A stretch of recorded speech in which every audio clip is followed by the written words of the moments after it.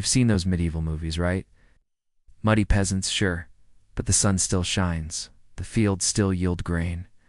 Life somehow continues. But here's what those movies skip. What if the sun didn't shine? Not totally gone, just dot. Wrong. What if one morning the sun rose blue? What if it barely gave enough light to see your fingers in front of your face? And what if this didn't last a day, or even a week, but a year and a half? Most people think life in the middle. Ages was hard. They have no idea.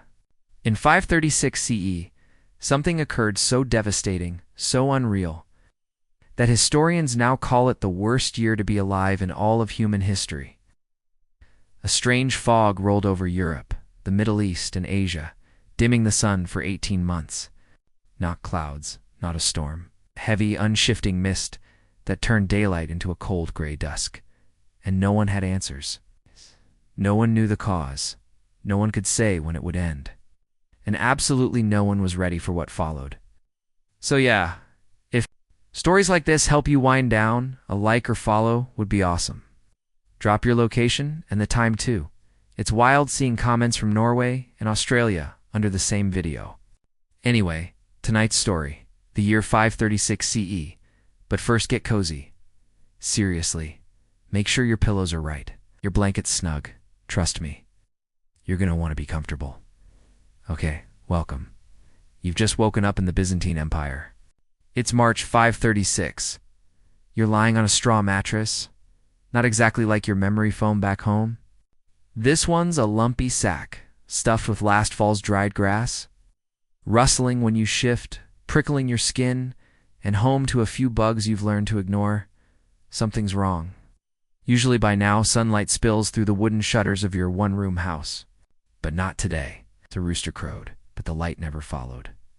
Maybe it's just overcast.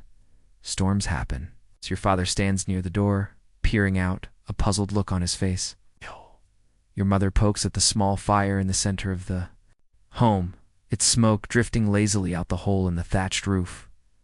What is it? She asks your father, catching his troubled gaze. He shakes his head. Come look. That's... You step outside with them and see it? The sky's all wrong. It's morning, but looks like late evening. The sun, barely visible through the thick mist, is blue. Not golden. Not even red. Just blue, dim, and cold, more like a full moon than the sun. Is it an eclipse, you ask? Your father shakes his head again. Eclipses don't last like this. The sun wouldn't turn blue. By now, others in your village have come outside.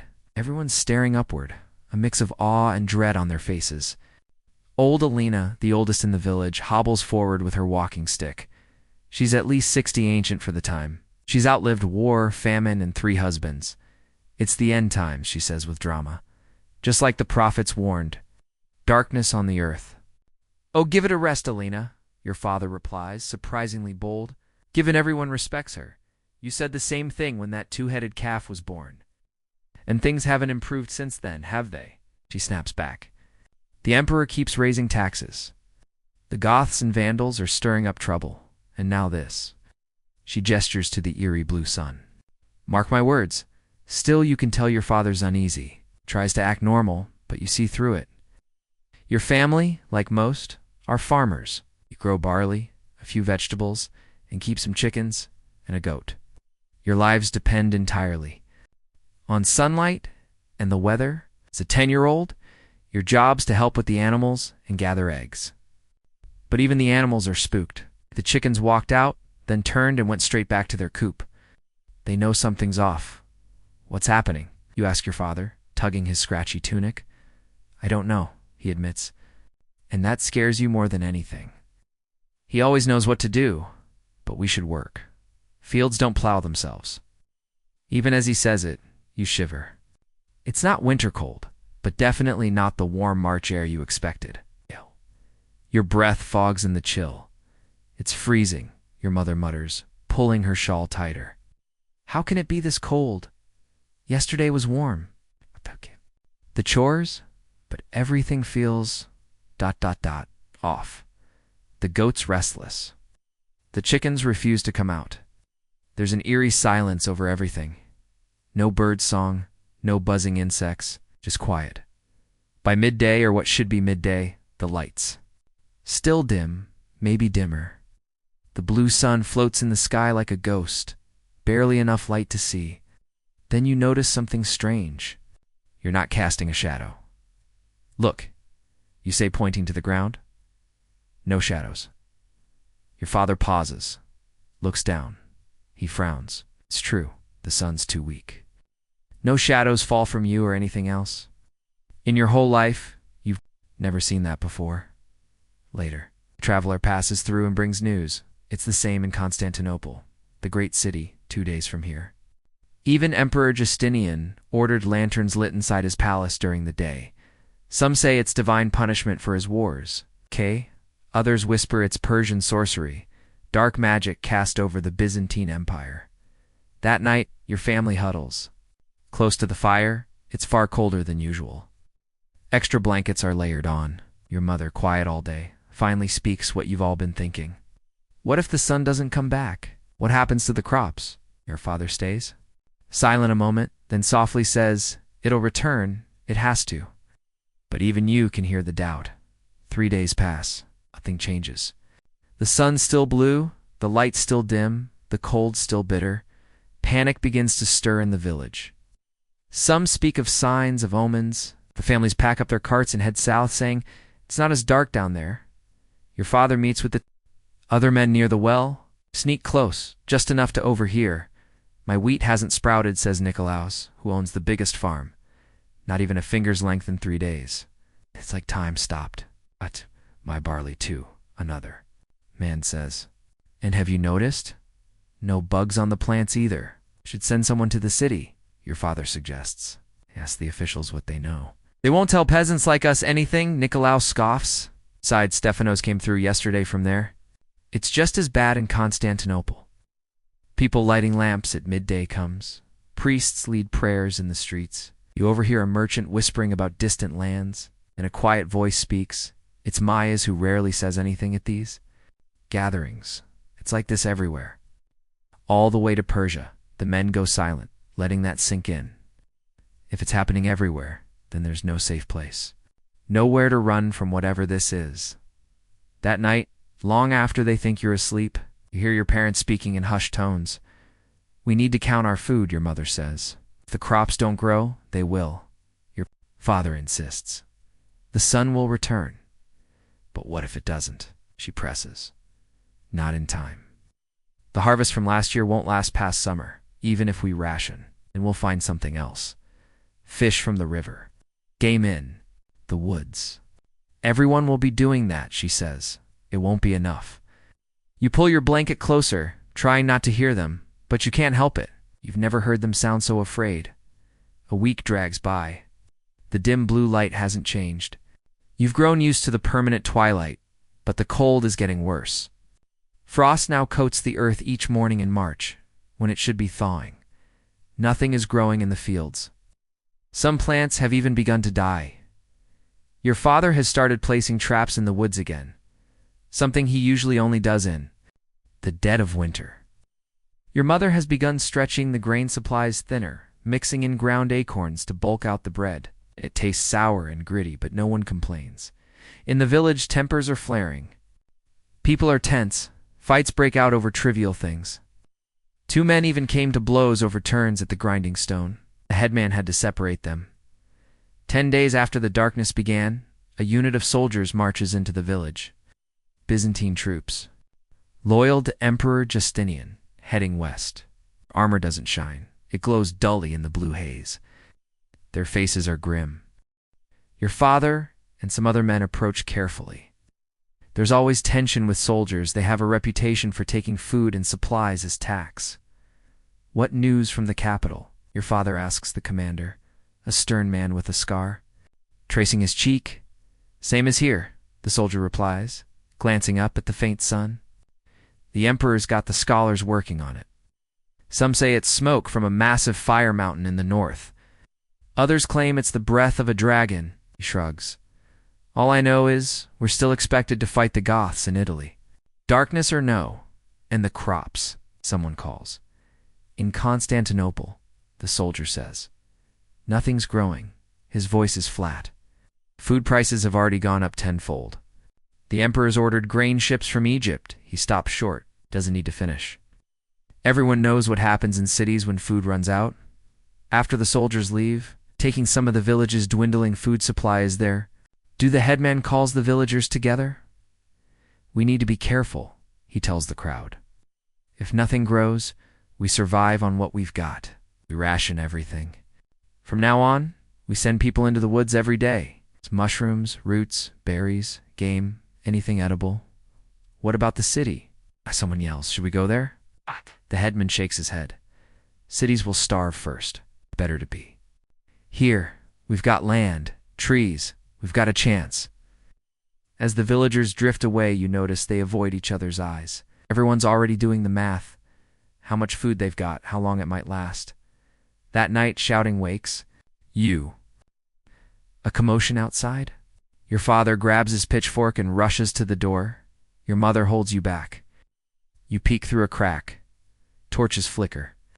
Voices yell. Someone's broken into the seed storehouse, the grain meant for planting. A group of villagers has caught him. It's Dmitri, a man whose family only moved here last year.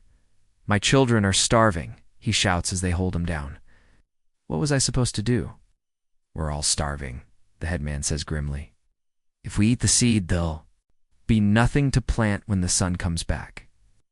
If it comes back, Dmitri spits. My family can't wait for if. The punishment for stealing seed grain is serious. Normally, it could mean banishment, or worse. But these aren't normal times. 3 days in the stocks, the headman declares. And your rations cut for a week. Feels both cruel and merciful. Ow! Cruel, because 3 days exposed to this cold might kill him. Merciful, because in any other year the sentence could have been death. Weeks pass. The unnatural twilight becomes your new normal. Your eyes have adjusted to the dim light, but the cold keeps getting worse. It's April now, the month 4. Blooming flowers, warm breezes, fresh green shoots. But each morning brings frost. The crops are sickly and stunted. Some are dying. Your family's food is dwindling. You've all gotten thinner. Your mother pretends she isn't hungry, but you know she's giving you her portions. The forest offers a little mushrooms, a few early berries, the occasional rabbit, but not enough. News trickles in from passing strangers. It's the same everywhere. From Hispania to Persia, the sun remains weak. Nothing is growing. The Byzantine Empire, already stretched thin by Emperor Justinian's costly campaigns to reclaim the West, is struggling to keep its people alive. One morning, a full month since the darkness began, you wake and find your father. Gone. Your mother says he's joined a group of villagers on a hunting trip, one that goes deeper into the forest than they've ever dared before. They'll be gone for days. While he's away, you step up. Responsibilities fall to you now. Each day, you check the small vegetable plot, silently begging the plants to grow in the cold twilight. You gather the few eggs the confused chickens still manage to lay. You help your mother comb the forest's edge for anything edible. On the 3rd day since your father left, you're near the woods collecting firewood when you hear something. Glance up. A deer, a young doe, peers at you from between the trees. Normal times, it would be a miracle. Deer usually avoid people hiding deep in the forest. But these aren't normal times. The animal looks thin. You can see its ribs from here. The cold and the dying plants are taking their toll on all living things. You freeze, barely breathing. You have no weapon, no way to catch this gift of a meal. The deer holds your gaze for a long moment, then silently turns and vanishes into the trees. Later, when you tell your mother, she only sighs. The animals are suffering too, she murmurs. Everything is. That night, lying on your straw bed, you stare up at the thatched ceiling and wonder, will the sun ever come back? Will the fields grow again? Or is this the world now dim, frozen, and always hungry? Your father returns the following day with the hunting party. They look exhausted, hollow-eyed, and disappointed. 5 of them. All they managed was a single boar and a few squirrels. The forest is empty. Your father whispers to your mother, thinking you're asleep. Either everything's in hiding or already dead. We weren't alone out there. Saw folks from other villages, even some who looked like city people. What do we do? Your mother asks, her voice shaking. Your father is silent for a long time. Then we may have to go to Constantinople. The emperor won't let the capital starve, even if the rest of us do. The thought of leaving frightens you. You've never been farther than the nearby market town? Constantinople feels like another world with walls taller than trees. The great Hagia Sophia and more people than you can picture. But the idea of real food, bread that doesn't taste like dirt, soup that isn't just warm water, it's hard to ignore. The next morning, the headman calls another gathering. The news is grim. Imperial tax collectors are coming soon, and they'll want their usual share. The darkness doesn't change that. We barely have enough to eat ourselves, someone protests. How can we give to the emperor? Have no choice, the headman says heavily. Refuse, and they'll take it by force. Maybe worse. Then what? Your father asks. Sit here and starve. The headman doesn't answer. No one can. 2 days pass. The sun stays dim, the cold unrelenting. It's now 6 weeks since the twilight began. Your family makes a choice. Like many others, you'll head for Constantinople. The city will be dangerous, especially now. But staying means slow death. Winter will come again. There won't be food to get through it. You pack what you can carry. Some clothes, your mother's treasured bronze pot, a small sack of grain, and a knife. Your father trades your goat to Nicolaus for a small handcart. You have no ox, no horse, so you'll pull it yourselves. On the morning of your departure, you look one last time at the only home you've ever known. The light hasn't improved. If anything, it's worse. It haze thicker. The sun dimmer. The fields, where green sprouts should be growing, are lifeless and brown, as you join a slow-moving stream of villagers headed toward the city. Can't help but wonder what's next. You've never felt true hunger, never known deep fear. But seeing the faces around you, pale, thin, tired, you realize this is just the beginning. The darkness that began in March of 536 CE would last 18 months, and what followed would be even worse. The road to Constantinople is crowded. Not just your village, but every nearby farm and settlement has sent people fleeing to the capital. They all wear the same look, sunken cheeks, expired eyes, clinging to hope that the great city might save them from the endless twilight. The wooden wheels of your families cart creak as you help your father drag it along the rutted road. Inside rest your few remaining belongings, and your mother, who twisted her ankle on the first day. Travel is slow. Look at them all, your father mutters, gesturing to the mass of humanity moving toward the city. The emperor's going to have his hands full. If he even lets us in, says a nearby traveler overhearing. Heard. They're turning people away at the gates. They can't turn everyone away, your father replies, frowning. The man only shrugs. City's got mouths to feed already. The thought chills you. What if you make it all this way, only to be denied?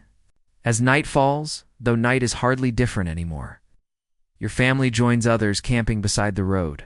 Small fires burn in the dimness, throwing off more light than the sun gave all day. The mood is grim. No one has much to eat, and those with provisions guard them fiercely. Your mother flinches as she inspects her swollen ankle by the firelight. It's not improving, your father murmurs. I'll walk tomorrow, she insists, but you can see the pain behind her words. An elderly woman from another village limps over to your fire. That looks like a nasty twist, she says, nodding toward your mother's ankle. Without waiting to be invited, she lowers herself beside her. I'm fine, your mother replies curtly. Sure you are, the old woman snorts. And I'm the Empress Theodora. She pulls some leaves from a pouch at her waist. Willow bark. Chew on it. Tastes like horse piss, but it dulls the pain. Your mother hesitates, then accepts it with a quiet nod. Been walking 3 days, the old woman continues, settling her bones. Left when my boy's family did. They went on ahead. Younger legs move quicker. She surveys the makeshift camp, flickering fires stretching into the dark. Never seen anything like this. Not in 70 years? You mean the darkness? Your father? Asks all of it. The cold, the withering fields. She shakes her head. Survived 2 famines. But this is worse. At least we understood what was happening then. She gestures toward the dim sky. This ... This isn't natural. Morning comes, if you can call it that. The sky merely shifts from pitch black to a muted navy. Your family pushes onward to Constantinople. Despite her injury, your mother insists on walking, leaning hard on a stick. The old woman, who'd introduced herself the night before as Agatha, walks with you now. There's safety in numbers, she says, though you think she just wants company.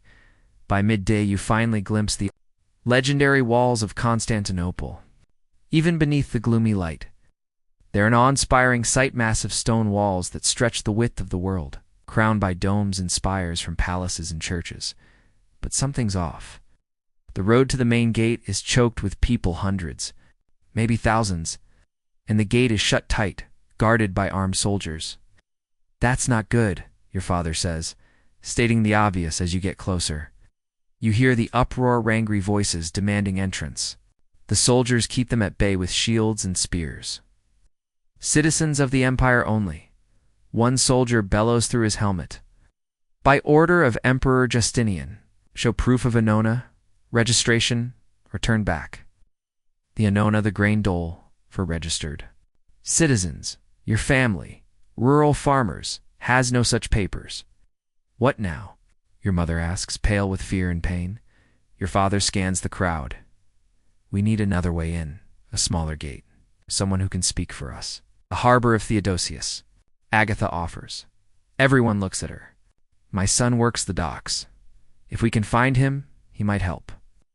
It's a thin hope, but better than none. Your father nods, and your group veers off the main road.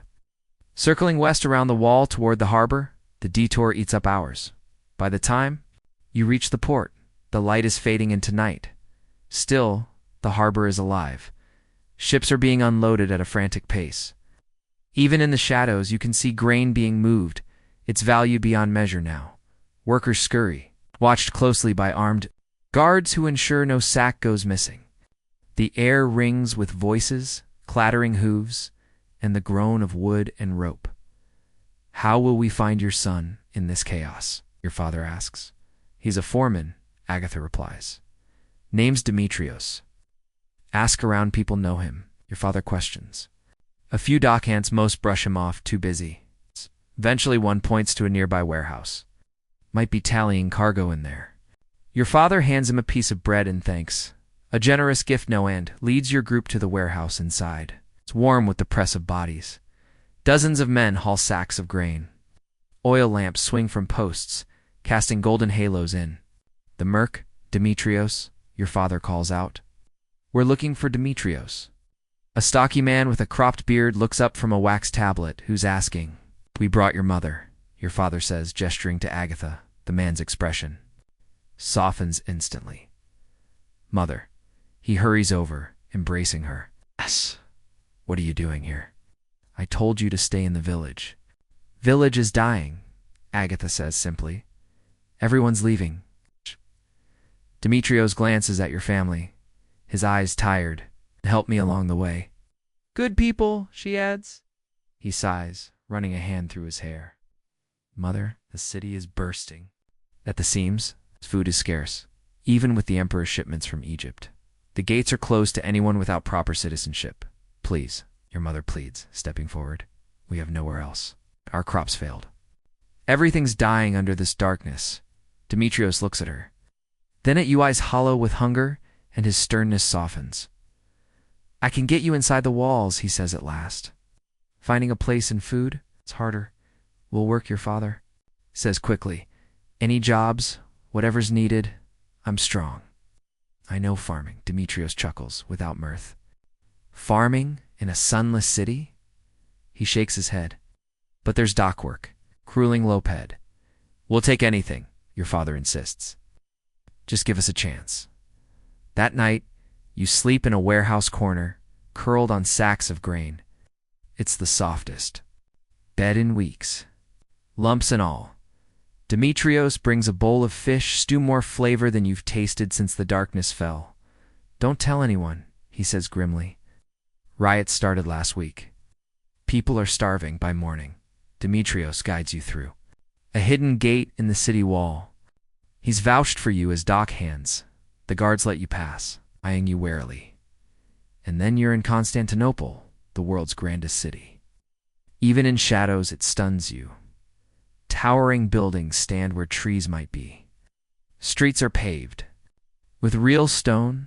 Crowds surge past, not just peasants and farmhands like back home, but robed men, painted women, armored soldiers, flowing robed priests, and the noise after your quiet village nearly crushes you. Voices, hooves, merchants, animals. A constant roar. But beneath the spectacle, fear lingers, the same fear that pushed you here. City faces are hollowed by hunger. Market stalls half-stocked. Soldiers everywhere, weapons ready. Outside a large hall, hundreds queue. Likely for food.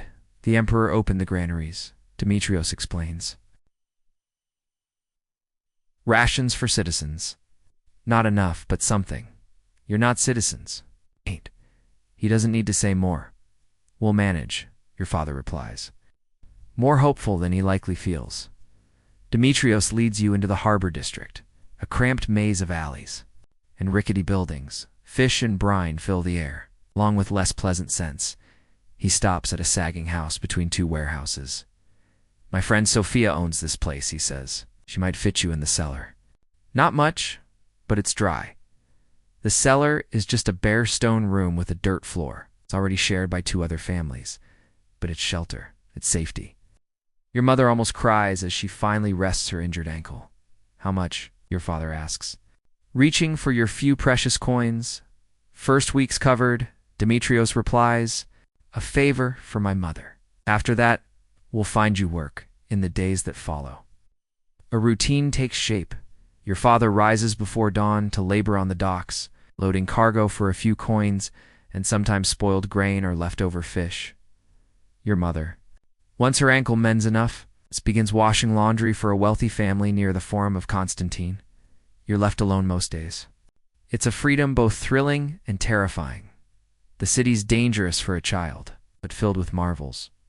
You quickly learn which stalls will give pity bread, which alleys hide gangs, and how to seem useful enough to avoid being chased off. One morning, 2 weeks into your new life, you're helping a baker stack baskets when you hear noise from near the Forum. A crowd's gathered. Listening to a man in elaborate robes shout from a building's steps. Curious, you move closer. A trial from God, the man declares, voice booming. The darkness came because we strayed. Justinian builds cathedrals while heresy festers. Some nod. Others shift uncomfortably. The sun hides its face because of our sins, he cries. Repent. Give to the church. Pray before it's too late. That's Cosmos, says a voice beside you. You turn. A boy your age, cheeks smudged with dirt, stands there. He's been preaching doom since it started. Is he right? You ask, is it sin? The boy shrugs. My dad says it's a fire mountain far away. He was a sailor before the ship stopped.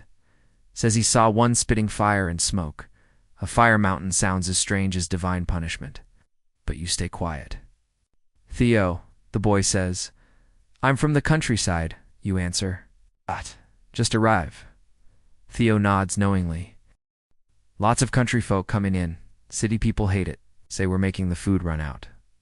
As if to prove his point, shouts erupt nearby. People jostle and yell. You stand on tiptoe and see a cart with bread. It's likely bound for a ration point. People swarm it, grabbing at the loaves. The driver lashes his whip, panicked. Soldiers rush toward the scene. Come on, Theo says, tugging your sleeve. When food's involved, get clear. Soldiers don't ask questions. You follow him down a narrow lane as chaos echoes behind shouts, screams. Fighting happens all the time now, Theo mutters. My mom says if this darkness lasts, the whole city'll tear itself apart. Summer arrives, but you'd never know it. It stays cold. Frost comes even in June. The blue sun hangs dim in a gray sky. Somehow, the gloom only deepens. News from outside the city feels bleak. Crops are dying throughout the empire. Food prices climb daily. Emperor Justinian has sent for more grain. From Egypt and North Africa, but it's not enough. It's always the poor suffer first. Your family's position is fragile. Work at the docks is unreliable. Some days your father earns a wage. Other days there are no ships to unload. Your mother's. Employers have lowered her pay, citing hardship. The cramped room you share with two other families seems tighter as stress builds. One evening, your father comes from the docks holding a cloth-wrapped bundle. His face is tight, but there's a glimmer of hope as he gathers you all into a corner of the cellar, away from the rest. Look, he murmurs, opening it to show some. Beans, wilted vegetables, and a scrap of salted fish came off a ship from the south. The captain says it's not as dark there. Then we should go south, your mother says at once. Your father shakes his head. No ships carry passengers, and the roads he doesn't finish. You've all heard the stories. Bandits, starving people, villages picked clean by roaming crowds. We plant these, he says, instead, pointing at the beans. I found a garden spot near the city wall. Someone abandoned it. Plant? Your mother says. Doubtfully in this cold, in this gloom. You have to try, your father says firmly. Dock work won't last. Next day you help him tend his hidden patch. A strip of soil pressed against the towering city walls. The earth is stiff, stubborn against your homemade wooden tools. But your father pushes through, shaping furrows. Like home, he says, forcing a smile. Except the wall swallows what little light we get. Will they grow? You ask, eyeing the seeds. He's placing. Maybe, if the darkness fades. If not, he leaves it unsaid. Just as you're burying the final seeds, a shadow crosses you both, looking up. You spot two city guards watching, curious. What's this? One says, hand on his sword, digging. At the city walls, your father rises slowly, wiping his palms. Just a garden, sir, trying to raise a few vegetables.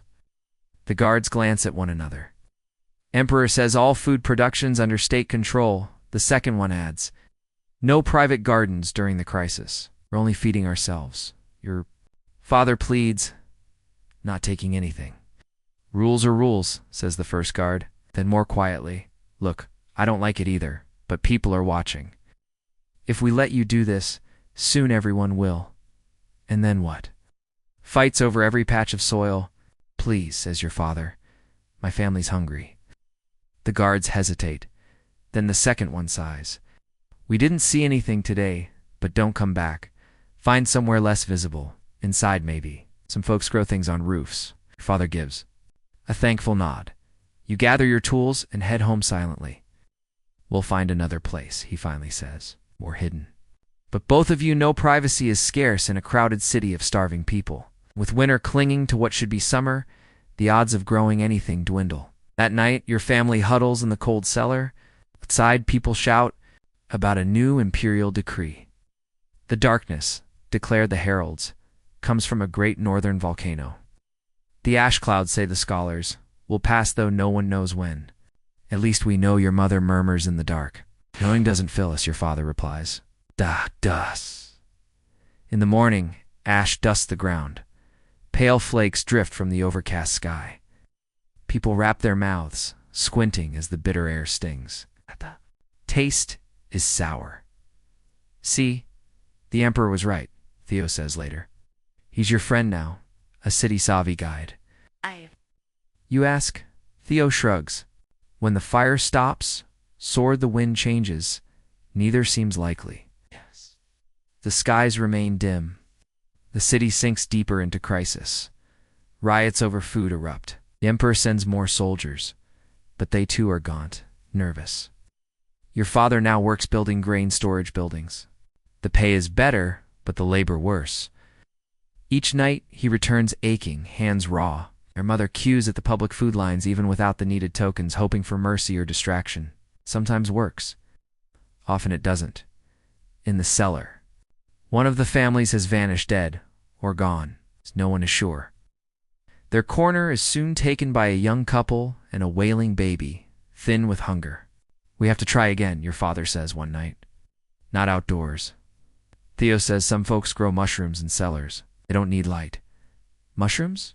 Your mother says, doubtful. Are they safe? If we pick the right ones. Better than starving. Next day, your father trades his good knife, one of your last valuables, for a sack of mushroom spores and instructions. In a dark corner, He spreads damp straw, mixing in the spores gently. We wait, he says. Weeks we eat. You don't say it aloud, but you doubt she can survive that long. Still, the mushroom experiment gives your family something beyond survival to focus on. A reason to hope. Every day your father tends to the mushroom bed, keeping the straw moist, never too much, never too little. Meanwhile, the unnatural winter stretches on. The brief summer that should have reached Constantinople never comes. The blue sun lingers above like a weak ailing eye, giving just enough light to distinguish shapes. In July, frost still clings to the ground, killing off even the toughest crops. A week after starting the mushroom bed, you wake to find your mother trembling with fever. Her skin is hot under your touch, her eyes distant and unfocused. Get water, your father says, his face pale with fear, and find Agatha. She knows herbs. You run through the city, calling for the old woman who arrived with you. You finally spot her in a courtyard by the docks, sorting dried plants with other elderly women. My mother's sick, you pant. Fever, please help. Agatha's cloudy eyes sharpen with urgency. Take me. Back in the cellar, your father cradles your mother's head, coaxing water into her mouth. She's worse than before, breathing fast and shallow. Agatha kneels beside her, touching her skin, taking her pulse, peering into her eyes. How long? She seemed tired last night, your father says. Fever hit suddenly this morning. Agatha's mouth tightens. It's spreading. The darkness, the cold, the hunger, it's weakening everyone. Illness is thriving. Can you help her? Your father asks, voice cracking. I'll do what I can. Agatha opens her pouch, selecting herbs. Boil water. We'll make a tea. The next few days blur into a haze. Your mother hovers at the edge between life and death. The fever spikes, falls, returns. Agatha's remedies bring moments of calm, but without warmth and food, she can't recover easily. Your father stops going to work. With no income, food grows scarcer, but he won't leave her side. So you step up. You roam the streets with other children, scavenging, bits of grain, fish scraps, even rats if you're quick enough. On the 5th day, you return to the cellar and find your father smiling, really smiling for the first time in weeks. The fever's broken, he says. And look, he points to the mushroom bed. Tiny white caps poke through the straw. Life finds a way, Agatha says softly, nodding in the dim chill. It feels like a good omen, maybe the first in months. Your mother's fever is gone, though she's weak. The mushrooms are growing. There may be food again soon. That night, as your family sleeps, shouting erupts outside, screams, your father jolts awake.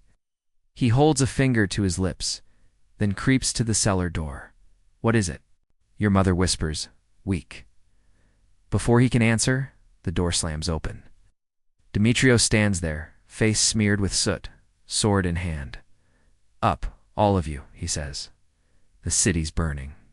Outside, chaos reigns. Even under the dim twilight sky, you see the orange glow of fire a few streets away. People run, some with sacks, others with nothing. The air is thick with smoke. What happened? Your father asks, one arm around your mother. Food riot, Demetrios says. Guards refuse to open an imperial granary. Someone lit it on. Fire. Now it's spreading.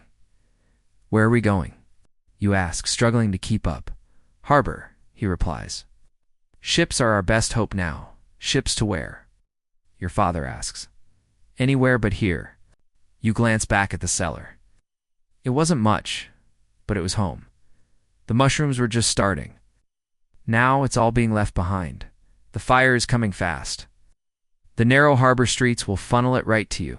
Agatha joins you, along with others from the boarding house. Together, your group pushes through the frenzied crowd. Your mother can hardly walk, even with your father holding her. The streets are blocked with people and carts. Watch out. Someone yells. A building to your right collapses, sending sparks and flaming wood into the street. The crowd surges away, trampling the fallen. Your father lifts you with one arm and supports your mother with the other, forcing a path through the mob by the time you reach the harbor. All of you are coughing. Smoke stings your throat. The docks are worse than the streets. Ships are loading to flee. People fight to get aboard. Sailors beat back those without coins. There, Demetrios says, pointing to a merchant vessel. That's Sophia's fortune. Captain's an old friend. He might take us. Might. Your mother whispers, barely able to stand. It's our best chance, Demetrios says. And then to your father, stay with the women and kids. I'll speak to him. As Demetrios heads toward the ship, you turn and watch flames devour Constantinople. The great city is dying. Entire blocks burn. Sky already dim. Now glows orange-red dot nearby. A wealthy man argues with a ship officer, holding out a bag of gold. Name your price. Double it. No room, the officer says. Take my daughters. The man pleads. 2 little girls cling to him. Scenes like that repeat all along the dock's. Desperate people. Not enough space. Heartbreaking decisions. Demetrios returns. His face is grim. The captain agreed, but we have to board now. Tide's turning. All of us? Your father asks, glancing at Agatha and the rest of your group. He said his friend. A voice interrupts. It's Sophia, the woman who runs the boarding house. Her arms are thick and strong. He meant Demetrios, not us. Demetrios looks away. He's got limited room. I told him you were with me. But he wants payment, Sophia finishes. How? Much more than we have, Demetrios admits. Silence. Behind you, the fire roars louder. Take the children, your father says suddenly. That's all I ask. Ours and any others. We'll find another way. No, your mother protests. Clutching you weakly, we stay together. But the idea takes root. Other parents are nodding, pushing their kids forward. Please, your father begs. Any coin, any valuables, it's yours. Just get the children on board. Demetrios hesitates, torn, glancing between the desperate parents and the waiting ship. He finally gives a nod. I'll try, he says. Gather anything you can offer quickly. The next few minutes unfold in a haze. Parents tear through their bundles, searching for anything of value.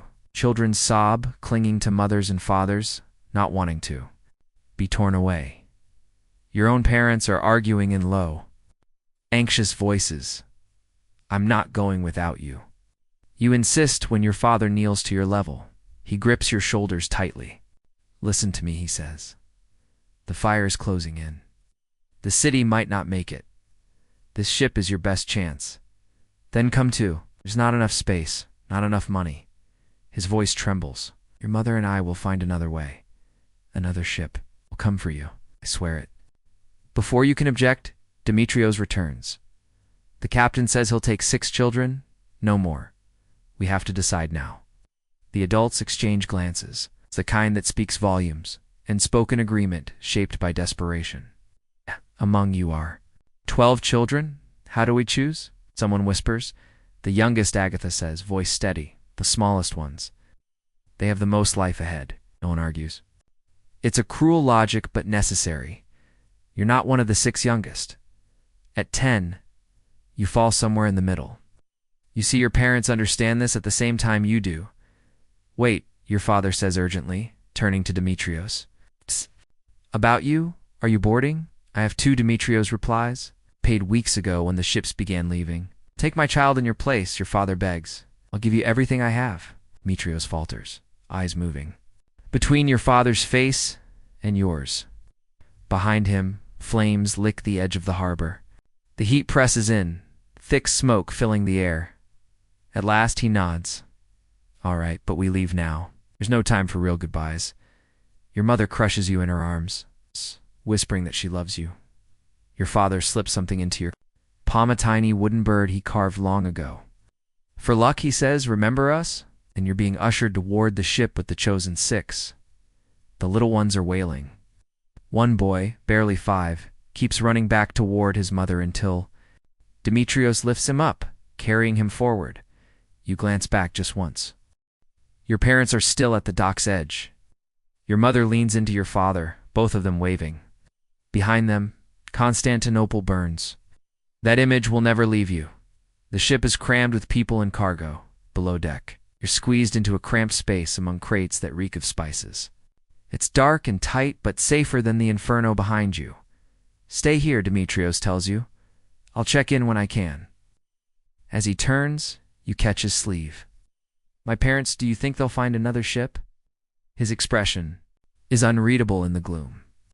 There are other ships, he says carefully, and your parents are clever. Try to rest. You feel the vessel shift, ropes cast off, the rhythmic splash of oars. Through a small porthole, you catch your final glimpse of Constantinople, shrouded in smoke and fire. Sinking into unnatural twilight, the journey is a nightmare. The ship is overcrowded. Food and water are tightly rationed. Many fall ill from seasickness, others from drinking seawater in desperation. The children huddle close, trying to stay warm, swapping stories about their homes and the loved ones they left behind. They whisper vows about reuniting with their families someday. You don't join in. Demetrios's careful phrasing has lodged in your mind like a thorn. There are other ships, he'd said. Not they found one, not they made it, just there are other ships on the third day. Demetrios brings the group's ration water and dry biscuits. You confront him. Tell me the truth, you demand. About my parents, the others we left behind. He exhales sharply, setting down the jug. What do you want me to say? He asks. That they definitely escaped? That they surely found passage? He shakes his head. I can't say that. I don't know. But you think they didn't. He studies your face, then sits on a nearby crate. Listen, he says. Gently, the harbor was chaos, the fire spreading fast. Most ships had already left or were over capacity. Could your parents have made it out? Maybe, but it wasn't likely. Kate runs a hand through his hair. I'm sorry, that's the truth. The words strike like a blow. You've clung to hope, told yourself they'd find you soon. Now hope feels hollow. Why did you take me instead of going yourself? Dies. Eyes soften. The same thing I saw in my own father's eyes when he put me on a ship during the Persian Wars. He pauses. That look a parent willing to sacrifice everything. I couldn't say no. You sit quietly, trying to absorb it all. Where are we going? You finally ask. Sicily, he replies. Still part of the empire, but far west. The captain has trade connections there. They say the darkness isn't as deep out that way. That night, curled in your dim corner of the hold, you cry for your parents, for your home, for the life you've been torn from. You clutch the wooden bird in your hand, your last piece of the world you knew. By morning, though, the dawn now is only a slight lifting of the dark. You've shed all your tears. Something inside you has shifted. The child who left that Byzantine village is no more. In their place stands someone different. Tougher, someone who understands that surviving sometimes demands losing everything. Sicily takes nearly 2 weeks to reach. The weather remains unpredictable. Storms arise out of nowhere. The temperature drops without warning, and then suddenly there's complete stillness. The Osman struggling to push the heavily loaded ship forward. Throughout it all, the sky stays dim. A soon a pale, ghostly blue disk barely breaks through the haze. You learn that Sicily was once part of the Western Roman Empire, now reclaimed by generals of Emperor Justinian as part of his dream to restore Rome's ancient might. The captain selected it for its rich farmland, less reliant on grain shipments than Constantinople. If any place might still have food, it's Sicily. When land finally appears, a dark blot on the horizon that sharpens into rugged coastline and hills, the mood aboard lightens. People long silent begin to speak, pointing out features, making hopeful plans. We'll dock at Syracuse, Demetrios tells your group of children. It's a decent-sized city. We can find work, shelter. What work can kids do? Asks a girl about your age. All sorts, Demetrios replies gently. This isn't Constantinople with its tight guild laws. This is a frontier. Everyone helps. The port at Syracuse is smaller than Constantinople's, but bustling. Ships crowd the docks, trading goods. Though the sky remains dimmer than normal, the gloom isn't as deep as it was farther east. The air is warmer, too. As your ship arrives, officials board to inspect both cargo and people. There's a tense exchange between them, and the captain raised voices, gesturing toward the crowded deck. Demetrios looks uneasy. "What's wrong, you ask?" "They're saying the city's overwhelmed," he murmurs. "Too many refugees. From the east already? They may not let us in. After everything, will you be turned away again?" But Demetrios is clever. He approaches the officials, gesturing to the children. You can't hear what he says, but he speaks with conviction. At last, one official nods grudgingly. "We're allowed in," Demetrios says when he returns, "but only for a short while. We need to find work and move inland within a month." "What about the others?" someone asks, motioning to the adult passengers. "Some can stay, some can't," Demetrios says, and his tone ends the matter. As you disembark, you glimpse the rejected passengers being loaded back onto vessels, their protests ignored. Syracuse, like the capital, is choking on desperate crowds. The city itself is a strange, patchwork of ancient Greek ruins beside Roman structures and Byzantine churches. Narrow streets twist up and down hills, leading toward the harbor in dizzying paths. People of every background mix here: Greeks, Romans, Jews, Goths, Africans all, under Justinian's rule. Demetrios leads your group to a church near the harbor. A tired-looking priest reluctantly allows you to sleep in an outbuilding.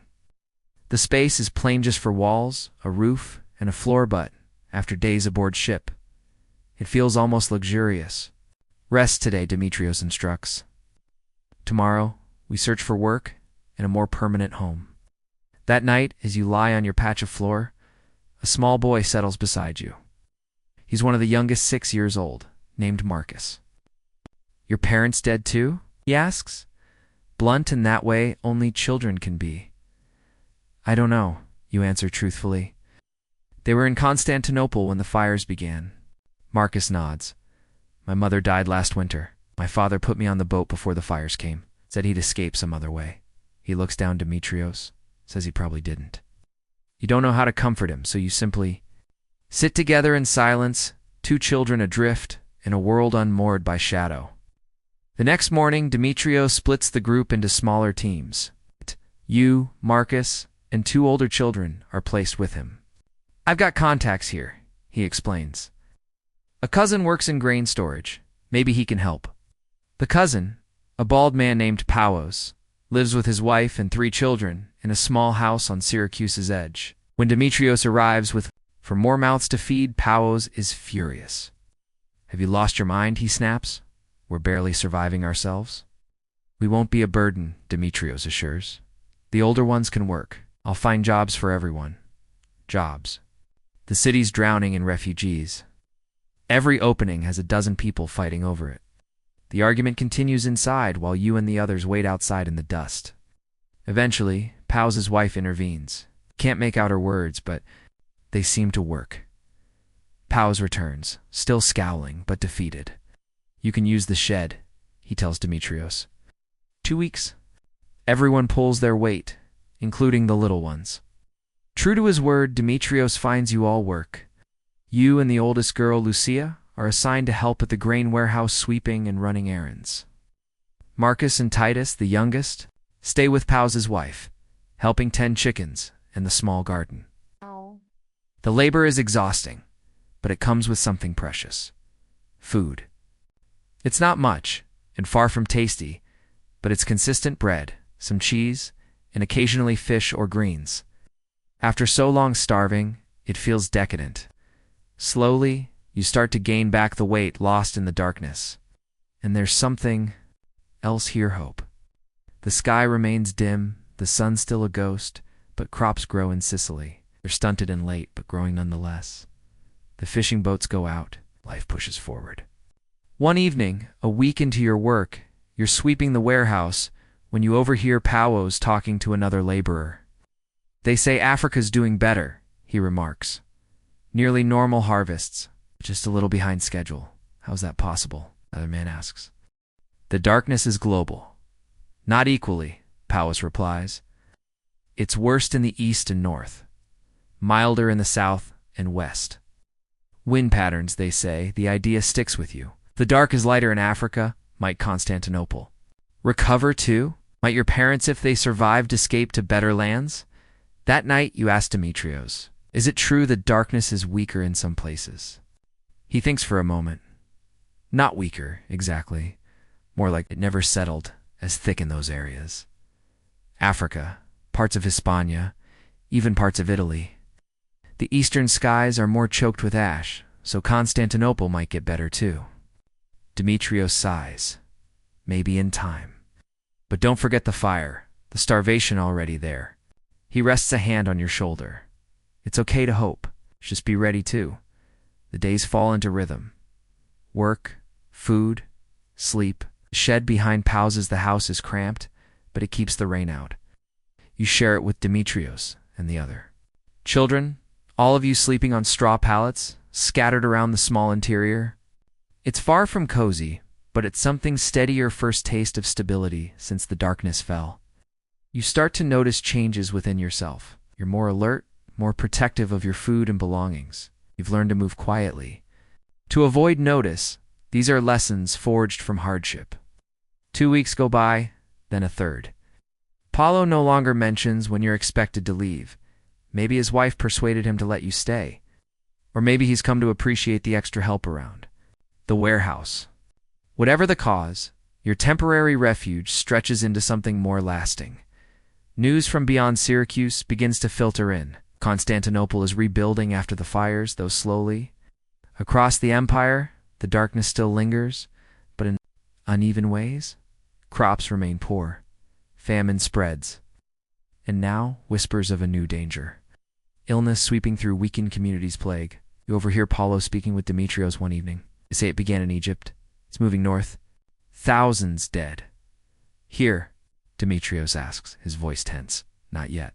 But ships are still arriving from Egypt. It's only a matter of time. That night, you dream of your parents. They're on the burning docks of Constantinople, waving as your ship pulls away. But the fire never reaches them. Instead, they board. Another vessel, they survive. They're still searching for you. You wake up with your cheeks wet from tears. The wooden bird gripped tightly in your hand. The weeks slip into months. Summer, if it can still be called that in this shadowed world, gives way to autumn. The dim blue sun remains veiled, though. On rare days it brightens, the haze thinning just enough to lift people's spirits. On those days, the streets of Syracuse stir to life. People emerge. Markets grow livelier. Children laugh and chase each other through alleys, usually hushed. You've grown closer to the children in your group, especially Marcus. His strength amazes you. Despite all, he's lost his home, his family. He finds ways to laugh, to be joyful, to act his age. You begin watching over him, taking on the role of the sibling he no longer has. Demetrios notices, "You're good with him?" He says one evening as you help Marcus repair a torn tunic, "He needs someone," you reply. "And so do you," Demetrios reminds you gently. "We all do." The conversation turns to what lies ahead, something you've tried not to think about. But with winter nearing, plans must form. Paulos has been kind. Demetrios says that this was never going to last. The shed will be too cold soon. "Where will we go?" you ask, anxiety blooming once more. "I've made some inquiries. There's work on farms outside the city. They need laborers and offer food and shelter. It's not easy work, but it's something." For all of us, Demetrios hesitates. Maybe not. Some farms want only certain types of workers. The younger children might stay in the city, placed with families needing help. The idea of being separated from Marcus after everything wounds you deeply. You've all become a patchwork family, held together by loss and survival. "I want to stay with Marcus," you say. Firmly, Demetrios nods. "I figured. I'll try to make it happen." And he does. He finds a farm about a day's journey inland, run by a widow named Helena. She doesn't have much, Demetrios explains, but she can offer food, shelter, and will take you both. Leaving Syracuse is harder than expected. In just a few months, it became a kind of home. Lucia and Titus will remain behind, taken in by local families. Your little family splinters. On the morning of departure, you gather your few belongings, some clothes from Paulo's wife, your wooden bird, a small knife, Demetrios gave you for protection. Marcus does the same. Demetrios will escort you then. Return. He's been with you since Constantinople, a guardian, when you had no one else. Letting him go will hurt as you leave Paulo's home. His wife presses a small bundle into your hands. Bread for the road, she says softly, and a bit of cheese. Look after yourself and the little one. The road inland stretches before you. The road is in better condition than you'd expected. A leftover of Roman construction maintained by Justinian's officials. Other travelers walk. The same route, traders pushing carts, patrolling soldiers, farmers hauling their goods to market. Everyone looks lean. Everyone walks with intent. In this dimmed world, there's no time for drifting. As you move forward, you start to see things you hadn't noticed in the city. The countryside is shifting. Trees that should blaze with fall color are only just beginning to change. Crops that ought to be long since harvested are just now ripening. The darkness has slowed nature itself, as though time has thickened. Will it ever be normal again? Marcus asks, seeing the same things. The elders say it will, Demetrios replies.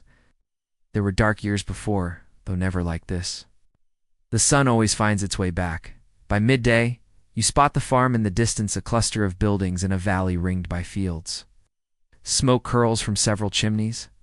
Even from far off, you can make out workers bent over the land, gathering whatever harvest they can coax from the faded light. That's Helena's place, Demetrios says. Bigger than most around here. She got it from her husband, who inherited it from his father. Old Roman blood his family stayed when others fled to Constantinople generations ago. As you near the property, the farm reveals itself in more detail. The main house is built from stone to floors high. Nearby are smaller outbuildings, barns, sheds, worker quarters. The farmland is broad, growing wheat, olives, vegetables. Sheep graze on a slope above. It's a large and active holding. Helena meets you at the property's edge. She's tall, her hair iron gray, her skin worn by years under the sun. Like everyone now, she's thin, but carries herself with strength. These the children? She asks Demetrios, her eyes scanning you and Marcus. Yes, they're both reliable, good workers. Helena gives a short nod, seeming content. They'll need to be. No time for idlers here. Her voice is no nonsense, though not unkind. Come, I'll show you their place. The worker quarters are simple, but sturdy, a long building, broken into small rooms, each with a straw bed, a shelf for belongings, and a fireplace for warmth and basic cooking. You and Marcus are given one to share. Meals are shared, Helena says as she walks you through the farm. Everyone pulls their weight. Everyone eats. The day starts at first light and ends at dusk. Rest every seventh day unless harvest says otherwise. It's a strict order, but it's clear. And after months of chaos and guessing, the certainty is almost comforting. That night, as you and Marcus settle into the plain little room, Demetrios gets ready to leave. He'll spend the night here, then walk back to Syracuse tomorrow. You'll be okay here, says, showing you how to light a small fire in the hearth. Helena runs things tight, but she's known to be just. It's tough labor, but honest. Thanks. You say, suddenly feeling awkward for everything. For picking me instead of yourself back in the harbor. For keeping us safe. Demetrios looks down, a little flustered. I did what anyone decent would have done, but you both know that's not true. In a world twisted by hunger and fear, most people think only of themselves. Demetrios chose differently. If there's news from Constantinople survivors from the fire, my parents will get word to you, he promises. Ships still arrive. News still spreads, even now. In the morning, you stand at the edge of the field and watch him disappear down the dirt path toward the city. He was your last living link to your old life, to the city that burned, to the parents who vanished now. It's just you and Marcus, beginning again in this dimmed land. You turn back to the farm in the day ahead. You feel the shape of the wooden bird in your pocket. Touch it just for a moment. It holds memory and hope. Then you lift your chin and walk on. The darkness remains, but so do you. While you're adjusting to farm life in Sicily, across the sea in Constantinople, Emperor Justinian paces his palace halls. Oil lamps burn constantly. Their amber glow is a poor imitation of the sun. hidden now for unending months. His imperial robes, threaded with gold and purple, have lost their usual brilliance in the flickering light. More famine reports, Majesty. A courtier says with a deep bow. Thrace, Macedonia, northern Anatolia, they're all pleading for grain. Justinian stops. He's tall, commanding, though his features bear the toll of sleepless nights. His empire is under pressure from every side. Western wars, the Persian menace, the religious divisions, and now this endless winter. What of Egypt? He asks. Better, Majesty. The darkness is lighter there. Yields are low, but not total failures.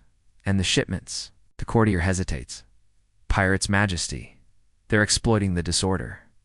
We lost 3 grain ships this week alone. Justinian closes his eyes for a heartbeat, tempering anger, double the naval patrols. I want those convoys safe. Yes, Majesty, but the cost will be paid. Justinian cuts in sharply. I will not let my people starve while I sit warm in a palace. Do it. The advisor bows deeply and retreats. Justinian turns toward the window. Outside, a spring morning should be bright and vibrant.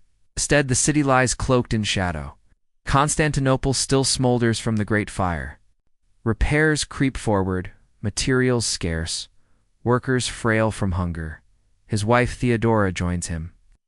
Once an actress, once scorned, now his strongest confidant. Bad news again? She asks, already knowing the answer. Always, he says with a sigh. People suffer. Our enemies smell weakness. Theodora slips her hand into his, a rare, private moment. The empire has endured worse. We'll endure this too. Will we? The question escapes before he can stop it. He shows doubt, a glimpse of the man behind the crown. My generals write from Italy. The Goths regroup. The Slavs press north. The Persians. Always watching, then we must show strength, Theodora says, her tones steel. Continue the campaigns.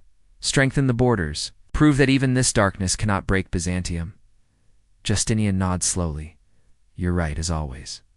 He straightens. His voice hardens with command again.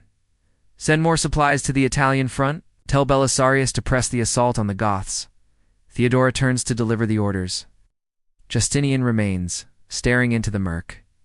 Let there be light, he whispers a ruler's plea to an absent sky. Back in Sicily, your life falls into rhythm. Rising with the dim light, laboring until dusk, eating simply, and collapsing into sleep. It's difficult, but the pattern gives comfort. The placement is a good one. Helena enforces the rules, but she's fair. Food is shared equally. The simplicity brings a strange kind of peace. The room you share with Marcus becomes a small sanctuary. You hang herbs to dry, place smooth, bright stones on the shelf, make it yours. Marcus adjusts well. At 6, he's too little for hard field work, but he's a natural with animals feeding chickens, collecting eggs, herding sheep. He has a gifta. Calm that even nervous creatures trust. This sheep, she's sick, he says one evening, as you sit together near your small fire.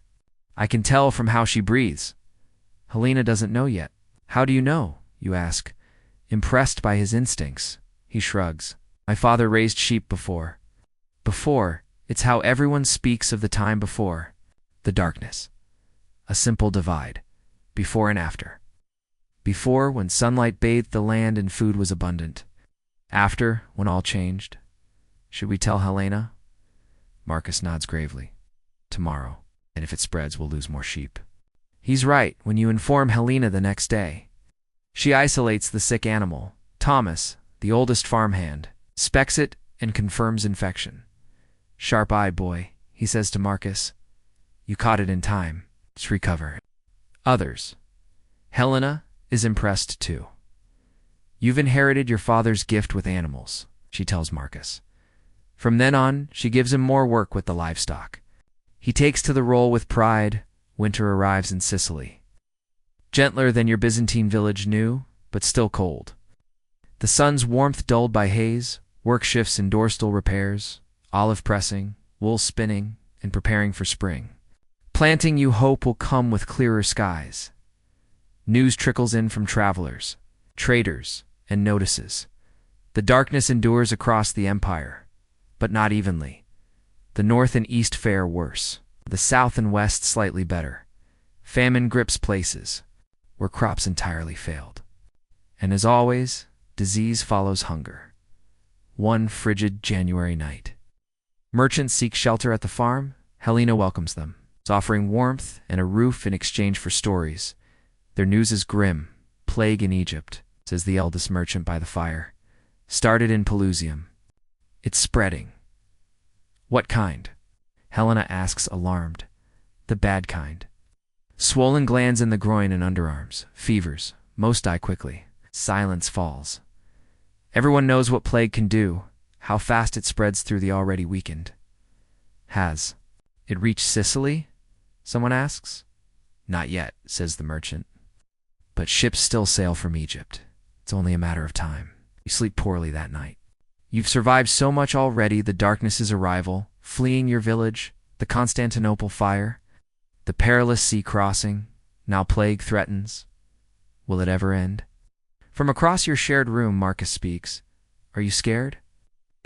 Little, you admit. You don't lie to him. He knows fear. Me too, he replies, then adds, but we're together. That helps. The simple truth comforts more than he knows. You are together. You've become each other's family, bonded by what you've endured. Whatever follows, you'll face it side by side. As winter deepens, Helena takes inventory of the farm's supplies. Estimating how long they'll last if spring is delayed, she includes you now you've proven yourself capable and quick thinking. We're better off than most, she concludes. Our fields face south. We got some yield, and the sheep give us milk and wool. What about nearby villages? Ask, remembering the starving travelers, her face darkens. Not as lucky. Imperial forces seize what little they produce for the army. Justinian's wars continue, darkness or not. Surprises you. The emperor still wages war, especially now, Helena says.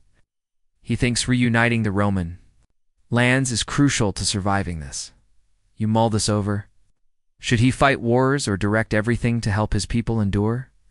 There's no easy answer. Later, while pruning olive trees, you ask Thomas, now your mentor. The emperor must have his reasons, says Thomas. Hands steady, despite age, he sees past this darkness to the empire that will rise when the sun returns.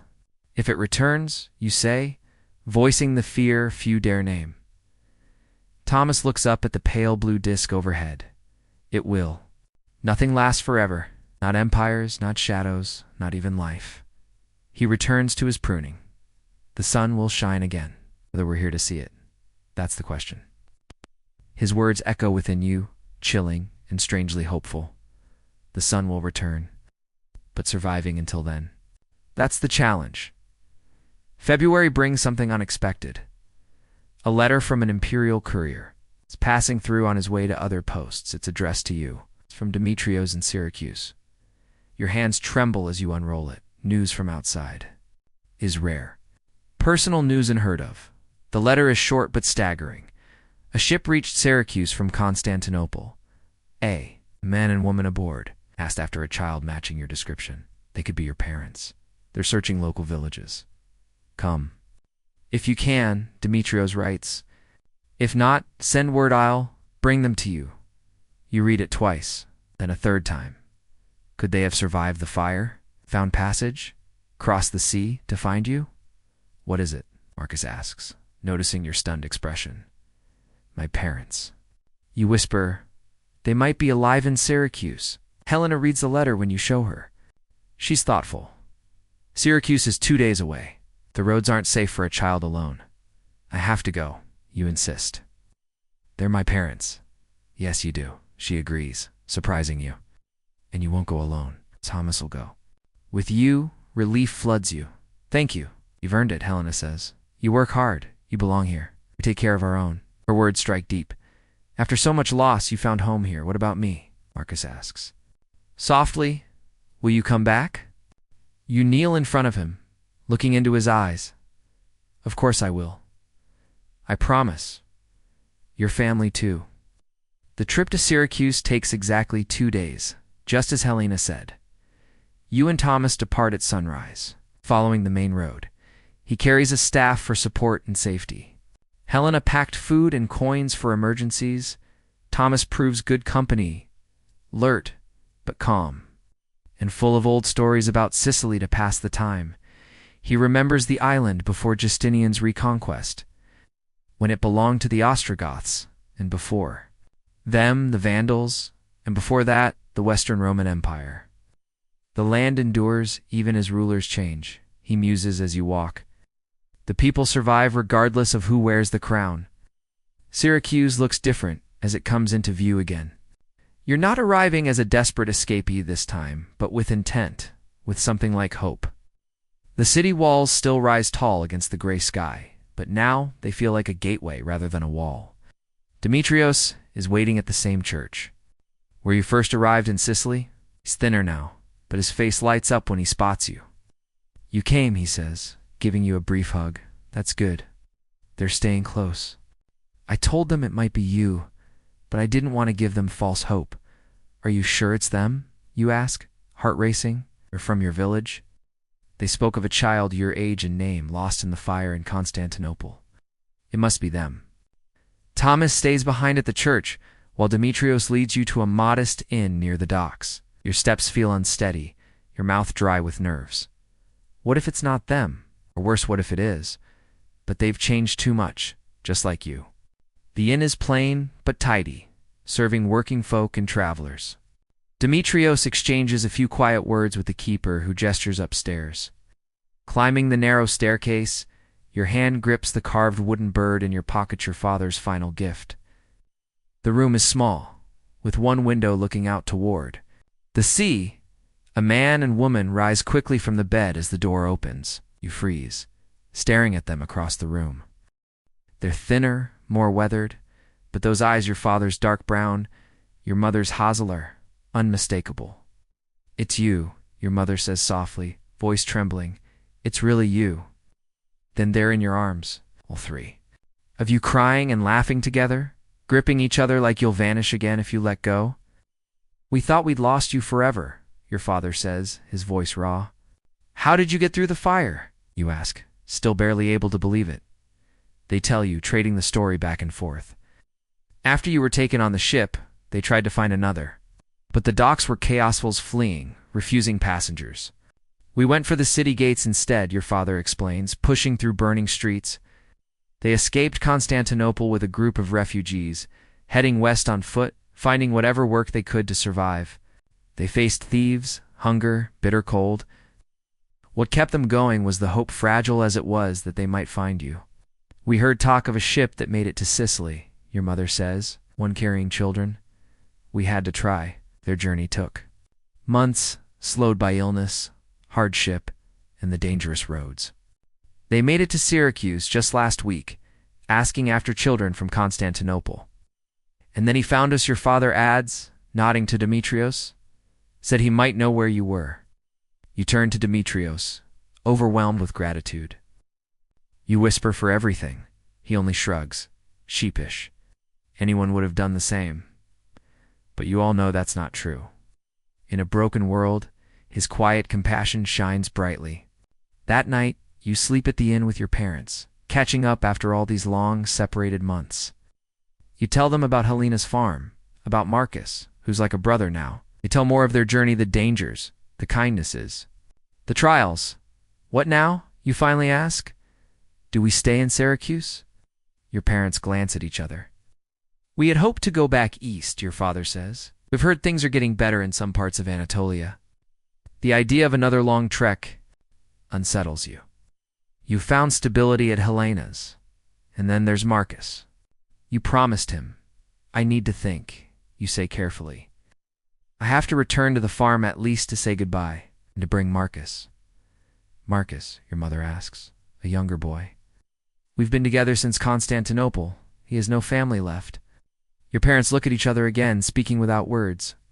Of course, we'll go back with you, your father says, and meet this Marcus. If he matters to you, he matters to us. You feel a wave of relief. They're still your parents, still the warm, thoughtful people you remembered. The next morning, you and your parents, with Thomas, set off for the farm. Demetrios sees you off at the gate. Will you come visit, you ask? When I can, he promises. And if you need anything, I know, you say smiling. We'll find you. The journey back is slower than your trip to Syracuse. Your mother tires easily and needs frequent breaks, but no one complains. You're together now, and that's what counts. You tell them more about the farm, the animals, the land, Helena's strong, fair ways. They listen with interest, asking questions, trying to step into this part of your life they missed. It sounds like you've built something here, your mother says. A life. I have, you reply. It's not like home was, but it's something. In this, Marcus, your father prompts. Tell us more. You talk about the boy, his calm way with animals, his quiet strength, how you've looked after each other. You lost? Everything you say. His father put him on a ship like you did with me, but he didn't make it. Poor child, your mother murmurs. I promised to return for him, you say, watching them carefully. Your father nods. A promise should be kept. At the farm, Helena greets your family warmly, insisting they rest and recover as honored guests. Marcus is thrilled when he sees you again, though he grows shy around your parents. Are you leaving? He asks when you're alone, fear in his voice. Not without you, you promise. Said I'd come back. Over the next days, your parents settle. In helping with light chores, despite Helena's insistence, they rest. They grow close to Marcus, offering gentle attention and stories. One evening, gathered near the fire, your father clears his throat a sign. He has something to say. Helena, he begins, your farm is remarkable, well run, especially now. Thank you, Helena replies, curious where he's going. My wife and I have been talking. We thought we might rebuild our lives in the East, but after seeing this place, seeing how our child flourishes here, he looks at you. Your mother nods, a hopeful light in her eyes. We were wondering, she begins, if there might be space for 2 more permanent workers. Helena doesn't look shocked. Scott could use capable hands, she admits. Spring planting's coming soon, whether the sun shines or not. Your mother continues gently, and Marcus, he would live with us, of course. As family, Marcus's head jerks up. His eyes are wide, filled with disbelief and hope. Really? Really? Your father affirms. That's what you want? Marcus looks to you, his expression full of silent questions. You nod, your chest tightening with emotion. It's more than you dared to dream, your parents not only safe, but staying. Marcus, too, finally belonging. Then it's settled, Helena declares, ever practical. There's a vacant worker's house on the south end of the farm. Needs a bit of work, but it'll suit for people well enough. And just like that, a new chapter begins. Your parents move in. Your father joins the field crews. Your mother lends her hands to preservation and cloth making. The worker's house becomes your shared home, spacious compared to the barracks, and more importantly, filled with the warmth of your reunited family. Marcus is officially adopted into your lives, a brother in all but blood. At first, he's shy around your parents, cautious, as though waiting for the kindness to be withdrawn, but they treat him gently, steadily. Over time, the fear in his eyes fades. One night, as you both settle into bed, he whispers, "Do you think they really want me?" "I know they do," you reply. "They wouldn't have said it if they didn't. But I'm not really theirs." "Neither am I anymore," you answer softly, surprised by your own realization. "Not the same one they lost in Constantinople. We've all changed. We're making something new now." As winter slowly recedes, you begin noticing subtle shifts. The sun, hidden beneath that blue haze for nearly a year, starts to break through just barely. Some days the light almost feels normal, briefly, before fading again. Thomas notices too. The darkness is lifting, he says. One day as you check the fruit trees together, "How can you tell?" he asked. He points. "See those buds? Early. For this time of year, and the birds hear them, more singing, nature knows things before we do." You pause and listen. He's right. The quiet woods are now filled with a chorus you haven't heard in months. A small hope unfurls inside you, fragile but growing. Travelers' tales echo what you're seeing. Across the empire, the gloom is fading, not everywhere, not all at once, but enough. enough to believe. Then one morning, early in April, nearly a full year since the skies first dimmed, you wake before dawn. Stepping outside to begin chores, you stop cold. The eastern sky is glowing. Not the dull silver glow you've grown used to, but a warm golden hue. You stand frozen as it brightens, spreads. And then, almost startling after so long, the sun's edge breaks over the horizon.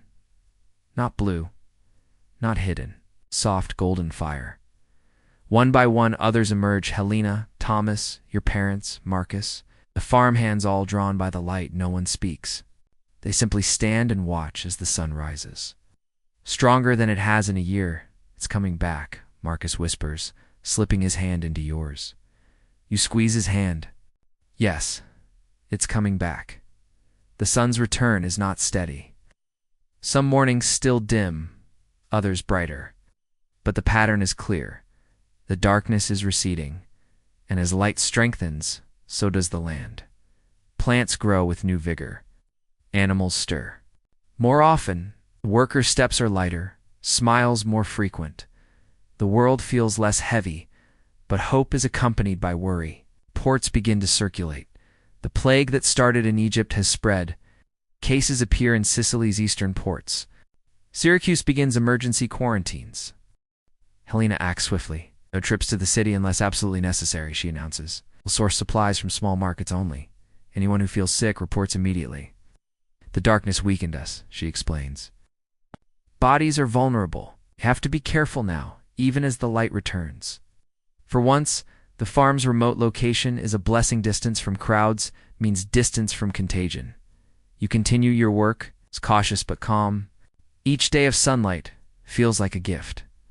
Your family settles into rhythm. They speak of the village they fled from, preserving memories, but not of returning. That place belongs to another life. This is home now. Marcus thrives under your father's guidance, learning to care for the animals with gentle hands and sharp instincts. The terrified boy who stepped off that burning ship has become a capable, thoughtful child, with a special way of calming sick creatures. You too, shift. You've lived more in the past year than many do in decades. The darkness forced you to grow up. But now, with your family restored, you find moments to be young, again just a little. One evening, sitting outside beneath a brightening twilight, your father wraps an arm around your shoulders. I'm proud of you, he says, for surviving, for helping Marcus, for becoming who you are. His words fill a quiet place inside you that you hadn't known was hollow. Survival had occupied all your energy: food, shelter, safety, up. But this was recognition. Not for what you did, but who you became. I had help, you say, thinking of Demetrios, Helena. Thomas All, who helped carry you through the dark. We all did. Your father agrees. That's how we made it together. Above you, the stars begin to shine more clearly than they have in a long time. You think back on the road that brought you here. From your village to Constantinople. From fire to sea, from stranger to family, the year 536 changed everything. The sun dimmed, crops failed, people died, empires stumbled, and you, like so many others, were reshaped by it. How many lives were lost to famine, fire, plague? How many cities emptied? How many borders redrawn? The true cost won't be known for years, but here, under a clearing sky, surrounded by people you love, you understand something lasting. Darkness, no matter how long or deep, is not forever. The sun returns, life endures. Sometimes, in the ashes of what was lost, something new and beautiful begins to grow. Marcus leans against you, drowsy from a day of chores. Your parents sit nearby, murmuring softly to one another. Beyond them, Helena's fields stretch beneath the stars, waiting for another season of planting. The worst may have passed, but hard times still lie ahead. The plague looms, scarce in parts of the empire.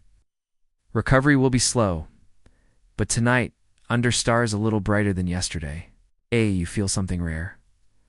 Hope, while Sicily brightens, the volcanic winter touches every land differently. Its reach spans continents H. region enduring its own trial, its own struggle to adapt. You keep practicing. Yes, his mother replies with a soft smile. Heroes, gods, the stories of our people, all of it. One day you'll read them to your own children. Marcus beams with pride. You glance at your mother, noticing the quiet determination in her eyes. For her, this isn't just about letters and sounds, it's about resilience. It's about arming her children with something that the darkness, the cold, the famine, and even the plague could never take away. Knowledge. Helena too supports the effort. Some evenings, she joins your lessons, offering insights from the gospel text or sharing tales of her own youth, when reading was a luxury afforded only to the elite.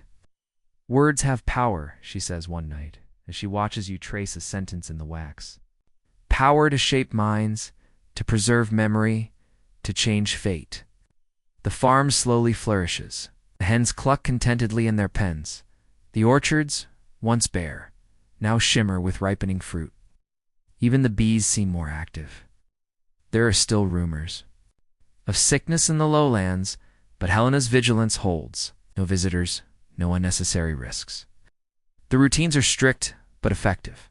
And beneath it all, a quiet hope takes root one morning.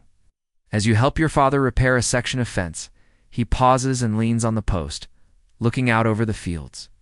This place, he says, it was never meant to be ours. It's not really.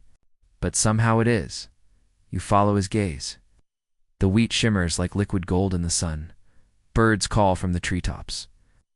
And beyond the hills, the sky, once cloaked in ash and dread, is wide and blue again.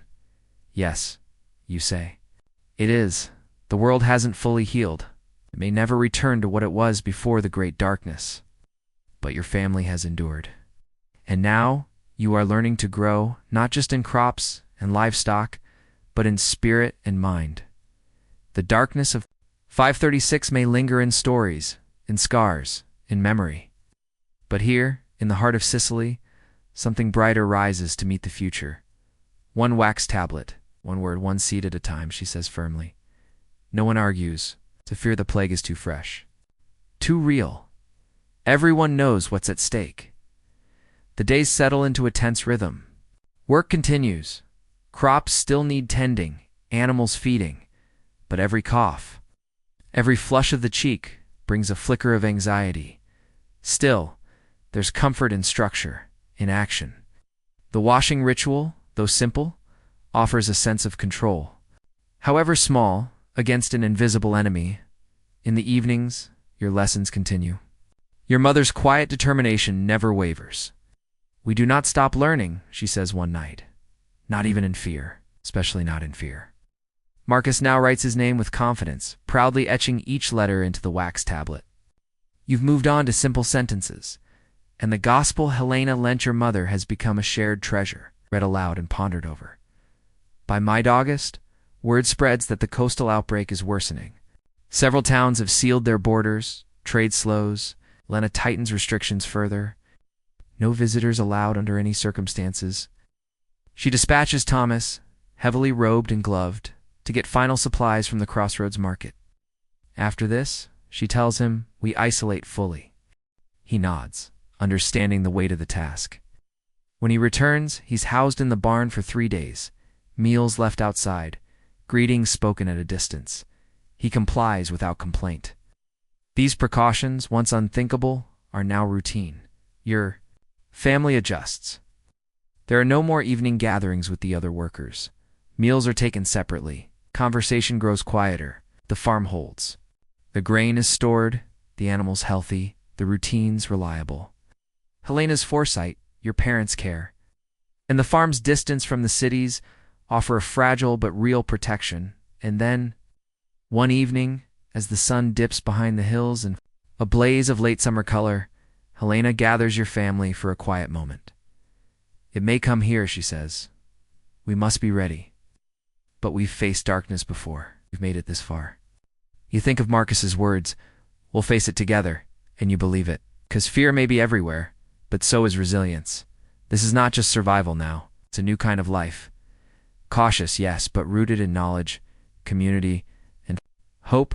Whatever comes, you are not alone. Nods, picking at a blade of grass. He said it after the fire, Marcus adds. When we lost the house, I didn't understand it then. You're quiet for a moment. The music and laughter, a soft hum behind you. You understand it now? I think so, he says. Not about forgetting, it's about remembering we're still here. You glance at your mother in the crowd, laughing with another worker, her face lit by lantern light.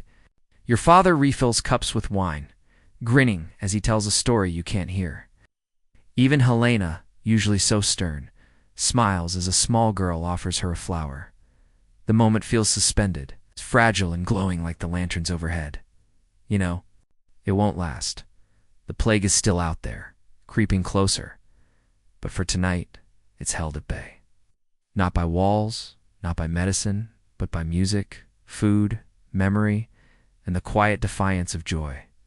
You lean back on your elbows, watching the stars emerge above the hills. Maybe we'll be okay, Marcus says softly.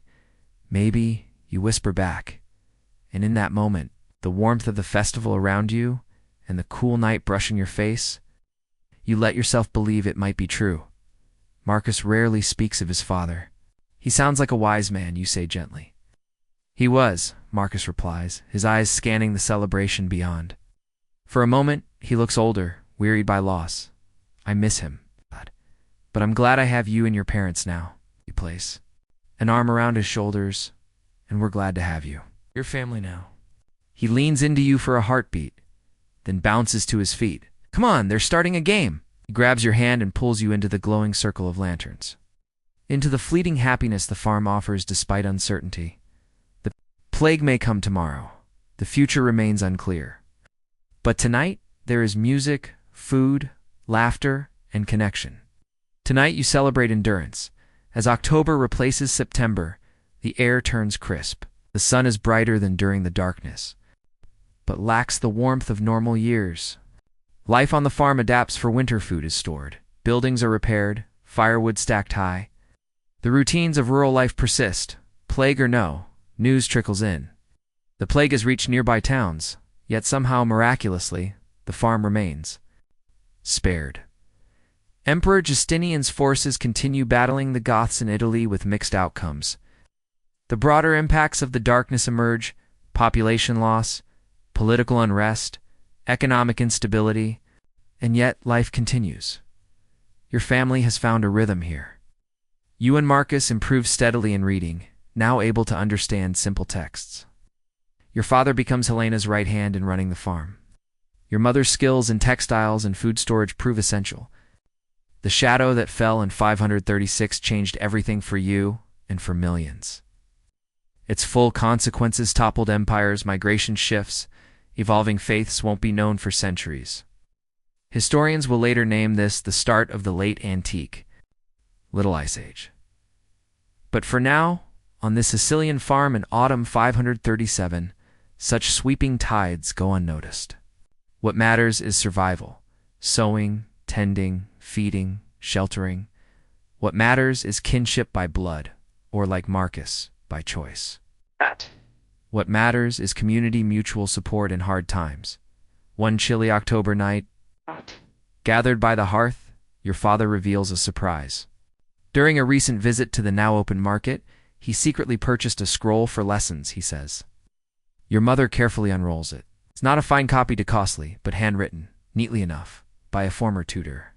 Simplified tales from Greek and Roman myth. Where did you find this? Your mother asks, delighted. The tutor was fleeing west to escape the plague, your father explains. He needed the coin. The scroll becomes the center of evening study. Within it, stories of heroes and gods, of tricksters and adventurers. You're transported far from Sicily and its ever-present dangers. Marcus adores the tale of Daedalus and Icarus, though its ending unsettles him. Why did Icarus fly too high? He asks. Didn't he know? Your mother answers gently. Some people don't believe danger is real until it's too late, like those who ignore plague warnings. Marcus says, making a connection that surprises you. Exactly. Your mother nods. When October fades to November, true cold sets in. It's not the unnatural chill of the darkness, but the usual frost of winter's approach. Life slows. Outdoor chores lessen. Indoors, people mend tools, spin wool, preserve autumn's bounty. The communal hall becomes an evening hub filled with stories and labor. One night, Thomas shares unexpected news. The plague stopped. Spreading, he says, eyes lifting from the net he's fixing. The room falls silent. How do you know? Helena asks. A trader from Syracuse says new cases are dropping fast. It spread quickly in coastal towns, but weakened inland. A cautious hope stirs. Is it gone? Someone asks. Thomas shakes his head. These things come in waves. But for now, it's retreating. The tentative news boosts morale. The precautions continue. One forgets how fast misfortune strikes. The ever-present fear loosens its grip. Life feels a little lighter. Between this respite and the security you've built, a fragile optimism forms.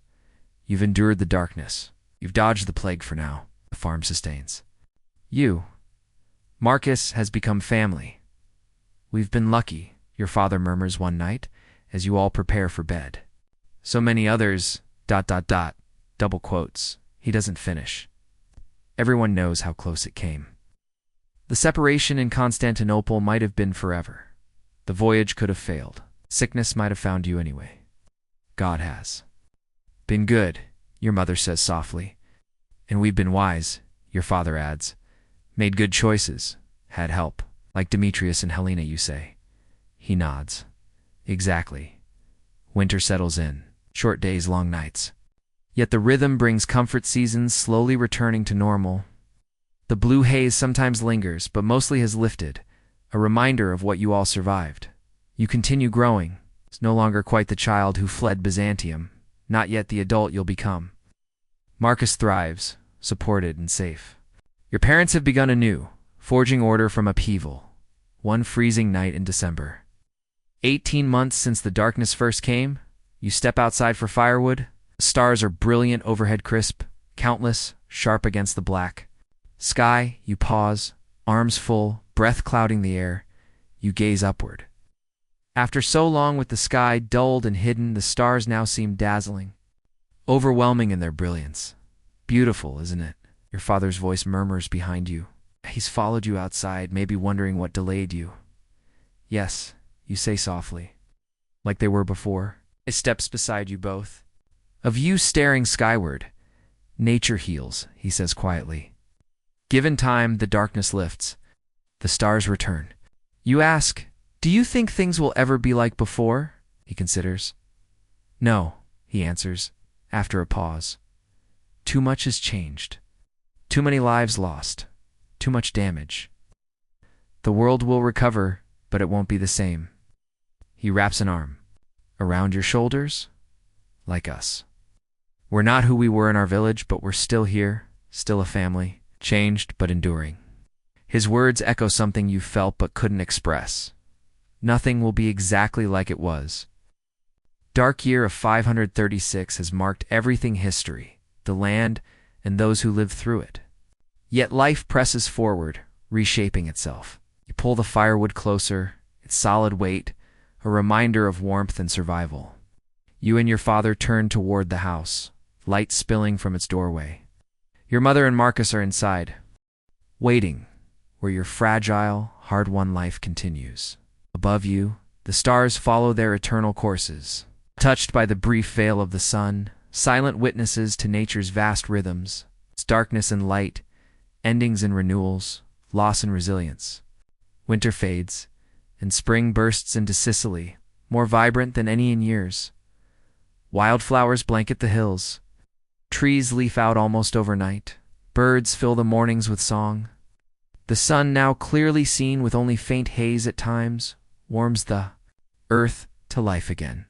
It's been nearly 2 years since that eerie blue fog first dimmed the skies in March of 536. For the survivors, so many did not, the world slowly reclaims its natural pulse. But nothing is quite as it once was. On Helena's farm, spring planting begins with cautious hope. The wheat shows young green shoots. Blossoms coat the fruit trees. Lambs frolic in the fields after months of hunger and cold. The renewal feels like grace. Best spring in 3 years, Helena says, scanning her land with pride. She's endured more than many, but not without hardship. With normal seasons returning, her pragmatic outlook permits a cautious optimism. Your family made it through. The winter healthy? A rare gift. The plague that loomed last fall faded away, though rumors warn it might return with summer heat. But for now, danger has receded. You've grown taller these months, not just in body, but in ways harder to measure. The child who fled the Byzantine village now teeters on the edge of adolescence, forged by crisis. Your parents watch you with mingled pride and sorrow, knowing some of your childhood was stolen. Marcus, too, is different. He's nearly 8. He's leaving behind his younger self. Under your care, he's gained confidence and found his voice. His gentle touch with animals has grown into real talent. Helena trusts him more with livestock, especially when they're sick or giving birth. One clear April morning, while helping, your father repair a fence. You notice riders approaching on the road. Their horses gleam. Their clothes bear imperial symbols. Tax collectors. You ask, shielding your eyes, a gesture forgotten during the long dark months. Your father shakes his head. It's too early and not enough of them. He sets aside his hammer. Let's see what they want. As you near the road, one rider breaks off and heads toward you. He's middle-aged, neat-bearded, wearing the garb of an imperial courier. Good day, he calls. Is this Helena Aurelius's land? It is, your father replies. She's in the house. The messenger nods.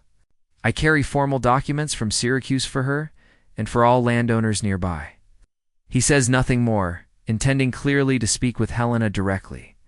Your father sends you to get her while he stays with the riders. Helena exits briskly, her no-nonsense manner edged with interest. It's rare for imperial messengers to visit even large farms. The leader dismounts and hands her a sealed scroll. By order of the Exarch of Sicily, on behalf of Emperor Justinian, he announces. Helena breaks the seal and reads without expression. When she finishes, she meets the man's gaze. The emperor asks much, she says. The empire needs much, he replies. After the dark years, the plague rebuilding takes resources. Helena nods, though her mouth tightens. Will comply. When the messengers ride off, Helena gathers the workers and explains. Justinian has imposed a recovery tax on all productive land, a levy to help rebuild. How much? Thomas asks, voicing what all are thinking. 1/5 of this harvest, Helena says, her voice flat. A stir goes through the group. 1/5 is steep, especially after years of hardship. It means tighter rations, less to sell or save. The emperor's wars drag on, Thomas mutters. In Africa, in Italy, armies need food, and Constantinople's still scorched. Another worker adds, they say the Hagia Sophia is being rebuilt even larger. The empire continues, Helena says simply, and so do we. We've survived. Worse, no one argues. After famine, plague, fire, and endless shadow, an extra tax is just another burden. Your resilience, hardened through adversity, steadies you all. That evening, your family gathers in the house as your parents talk quietly about the tax.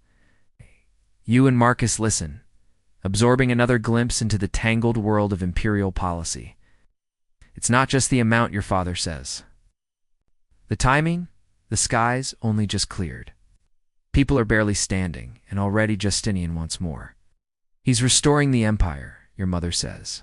Takes resources. At the cost of those least able, your father replies. The rich in Constantinople won't feel this. But for us, for small farm zits, the gap between survival and struggle. It's a conversation echoed in homes across the empire.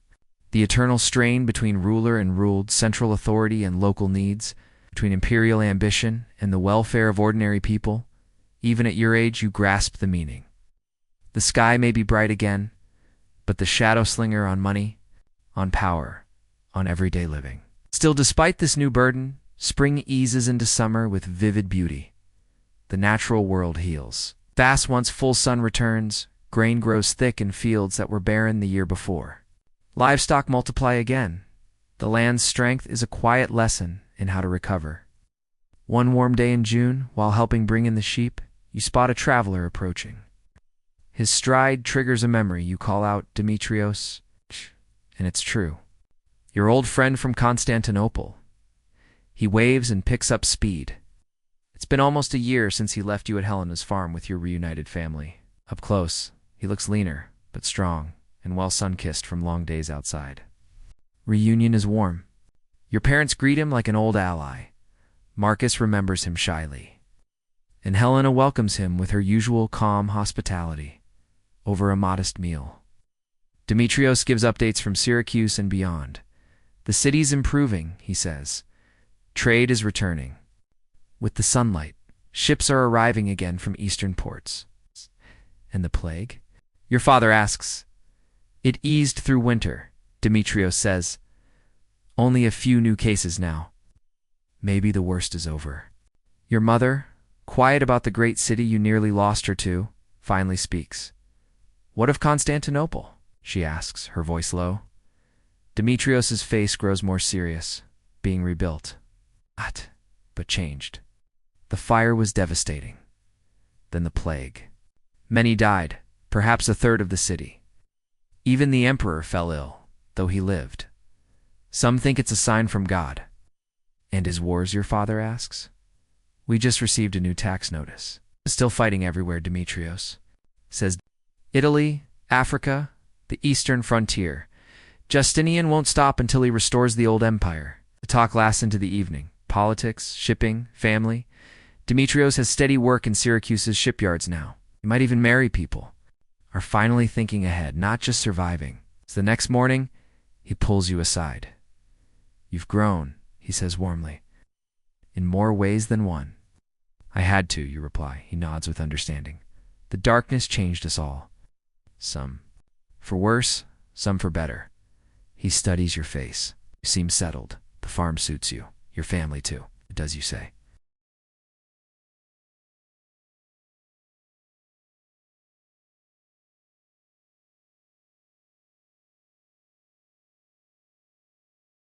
There's enough food. Helena is fair. Marcus is like a brother. Good, he says. You deserve peace after what you endured. As he prepares to leave, you remember what he did, giving up his ship spot, guiding you to safety, reuniting. You with your family. Thank you, you say suddenly, the words too small for the meaning. For everything, for saving us. He looks embarrassed. I just did what had to be done. Anyone would. But you both know many didn't. In chaos, most think of themselves. Demetrios chose differently. After he leaves, promising to return. Someday, life resumes. Summer rolls on, crops thrive, and farm routines continue. The emperor's tax still hangs heavy, but it's bearable amid better conditions. Word from travelers and traders tells of slow imperial recovery. Some areas lost nearly a third of their people, shifting how towns grow. Armies are raised. Justinian pushes ahead with his dream of reclaiming Rome's past glory. His general, Belisarius, scores victories in Italy against the Goths, but total conquest remains elusive. War costs the empire dearly in a time of rebuilding. In Constantinople, the Hagia Sophia rises, vast, sacred, meant to honor both God and Justinian.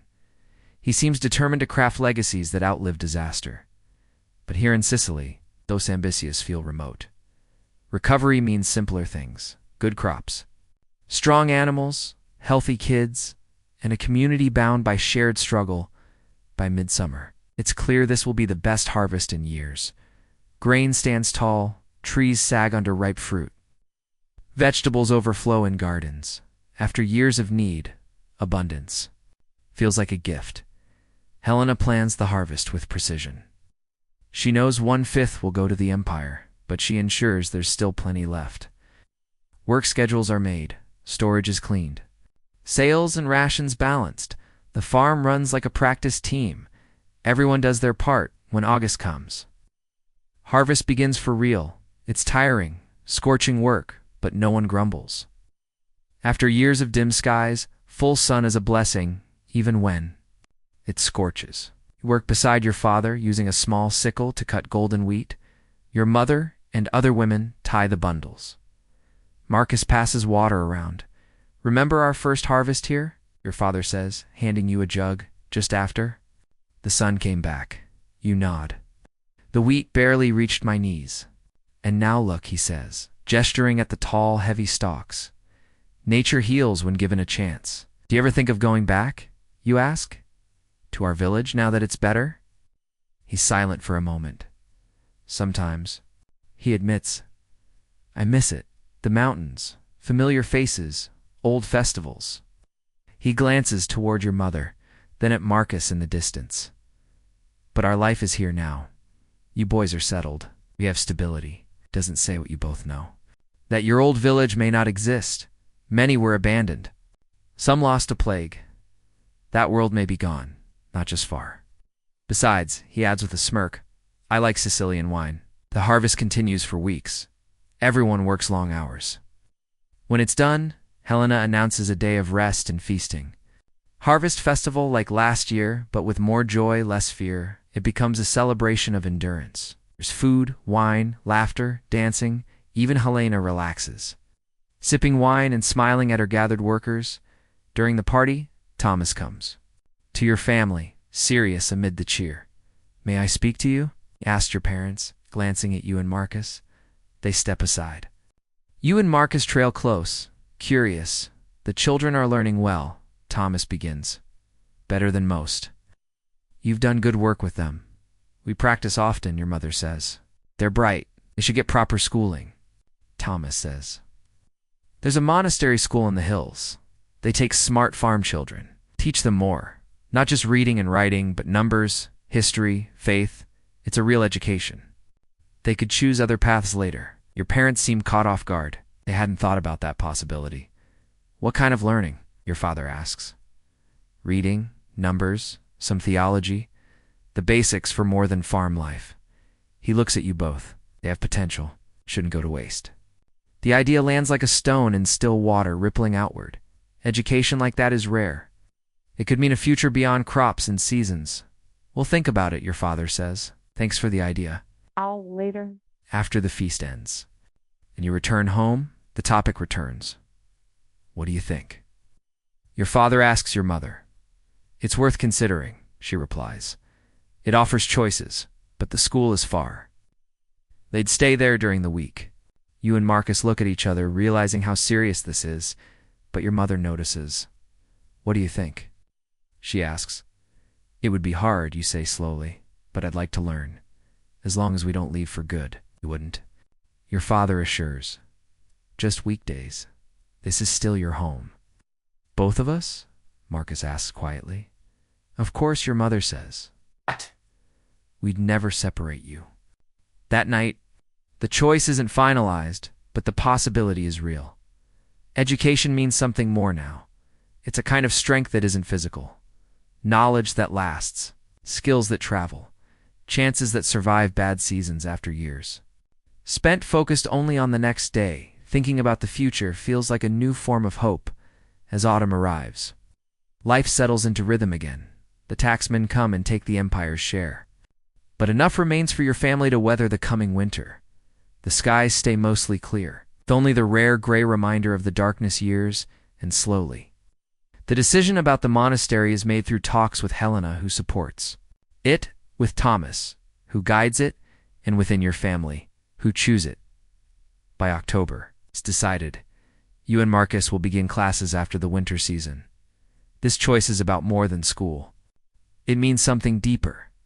A return to thinking long-term, to planting seeds, not just in soil, but in possibility. It's a form of trust in the future, a hope once unthinkable in the blue-shadowed years. Then, on a brisk morning in November, nearly 3 years after the darkness first descended, you help your father repair the roof of your family's small house before winter returns. From this height, you can see most of Helena's farm, the harvested fields lying quiet, the pastures where sheep still graze, the orchard trees now stripped bare, and the cluster of buildings at the farm's center. It looks peaceful. You say normal? Your father nods, hammering a wooden peg into place. Nature heals. people rebuild. Life continues. He pauses, looking out across the land. But things change too. The darkness and plague left their mark. Some places were abandoned. Some knowledge was lost. Some lives ended too soon. Do you think people will remember, you ask? In the future? I mean the darkness? Some will, he says. But who keep records? He gestures toward you with his hammer. Those who learn to read and write, who can pass it on? I'll remember, you say with quiet certainty, even without writing it down. He smiles slightly. Yes, you will. But your children might not believe it, and their children might think it's just a tale, something made up to frighten or entertain. He returns to his work. That's how it goes. What's history to us becomes legend to them, and then maybe just a story. His words stay with you as you continue mending the roof. You think about the enormity of what you've lived through. The sun dimmed for 18 months, crops failed around the world, famine followed, and plague swept through cities and villages. It seems impossible to forget, and yet you understand. Time passes. Memories fade. New generations arise who never saw the blue sun. Maybe that's why the decision about the monastery school feels so important. It's more than a personal opportunity. Learning to read and write means being able to record, to preserve, to pass on. Wow. The darkness taught many lessons about nature's power, human resilience, the importance of community, the skills needed to survive. These lessons deserve to be remembered as winter nears again. You reflect on the long path that brought you here, from a village in Byzantium to Constantinople. From a burning city to the open sea, from lost child to farm worker, from refugee to family. So much has changed in less than 3 years. The world has changed too.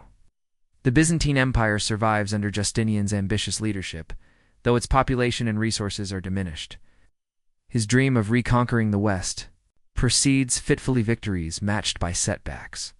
In Constantinople, the Hagia Sophia rises, a symbol of divine and imperial power. Even as the city continues to recover from fire and plague, outside the capital, daily life adjusts to the post-darkness world. In some places, abandoned homes offer opportunities to survivors. In others, labor shortages shift power between landowners and workers. Trade routes change. Some communities fade while others grow. New power balances take shape. The full impact of these years won't be understood in your lifetime.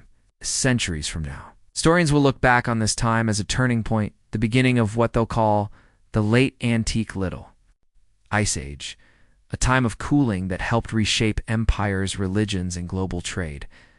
But here, on a farm in Sicily in late 538, such grand patterns are invisible. What matters now is the work of daily life, tending crops, caring for animals, preserving food, keeping warm. What matters is family by blood and by bond, like Marcus. What matters is community, a web of mutual care that makes survival possible. December arrives cold, but with normal daylight. The winter solstice approaches the shortest day, followed by the sun's return. The old rhythm interrupted during the darkness now brings comfort. On the solstice, Helena allows a modest celebration. Bonfire in the yard, warmed wine for adults, honey cakes for everyone. As the sun sets early, the farm's people gather. Near the flames for light and warmth, Thomas, the eldest, raises a cup. To the sun's return at day and after the great darkness. May we never take its light for granted again. Everyone drinks. After 18 months of dim sun, no one sees sunrise as ordinary anymore. As the celebration continues, you notice your parents speaking quietly with Helena, their expressions serious. Later, walking home, your father explains. Helena offered me a new position, he says. Farm manager. Thomas is aging, and she needs someone she trusts. That's wonderful, your mother says, clearly already knowing. More responsibility, but more stability for us. You understand immediately. Farm manager means trust, authority, a commitment, second only to Helena herself. We'll have a bigger house, your father adds, close to the main buildings, in a small plot of our own. When, you ask, after winter when planting starts, he places his arm around your shoulders. Another new beginning feels like the last piece falling into place. From displaced refugees to valued members of the community, from survival to security. That night, in your small house soon to be replaced by a larger one, you lie in bed and think of all that's happened since that March morning in 536, when the sun turned blue in shadows. Vanished, so much has been lost. Your home, friends, safety, each other, if only temporarily. But much has been gained, too. New skills, resilience, deeper family bonds, a stronger community, and a clearer sense of what truly matters. The darkness changed the world. It changed you. And not all of that change was bad. Outside the winter, sky is clear and stars shine above. Inside, your family sleeps peacefully, your parents in their bed, Marcus in his cot. The smell of wood smoke, the quiet breathing of those you love, the feeling of home. These are the real beginnings of healing. The world still holds uncertainty, conflict, disease, shifting empires. The Byzantine Empire, like all human creations, will rise and fall. New powers will come, new darkness and other forms may descend. But tonight, in this small house on a Sicilian farm, there is peace. The darkness has passed. The family is whole. The future, though never guaranteed, holds promise.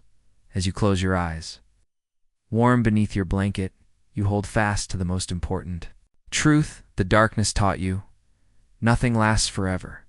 Not empires, not crisis, not even darkness, nor does light. The world turns. Seasons change. Civilizations rise and fall. What endures are the ties between people, the knowledge we pass on, the strength we build through hardship, the courage to start again, sometimes in dreams. You still see that blue sun in a hazy sky, but when you wake, golden light pours through your window, normal and miraculous all at once.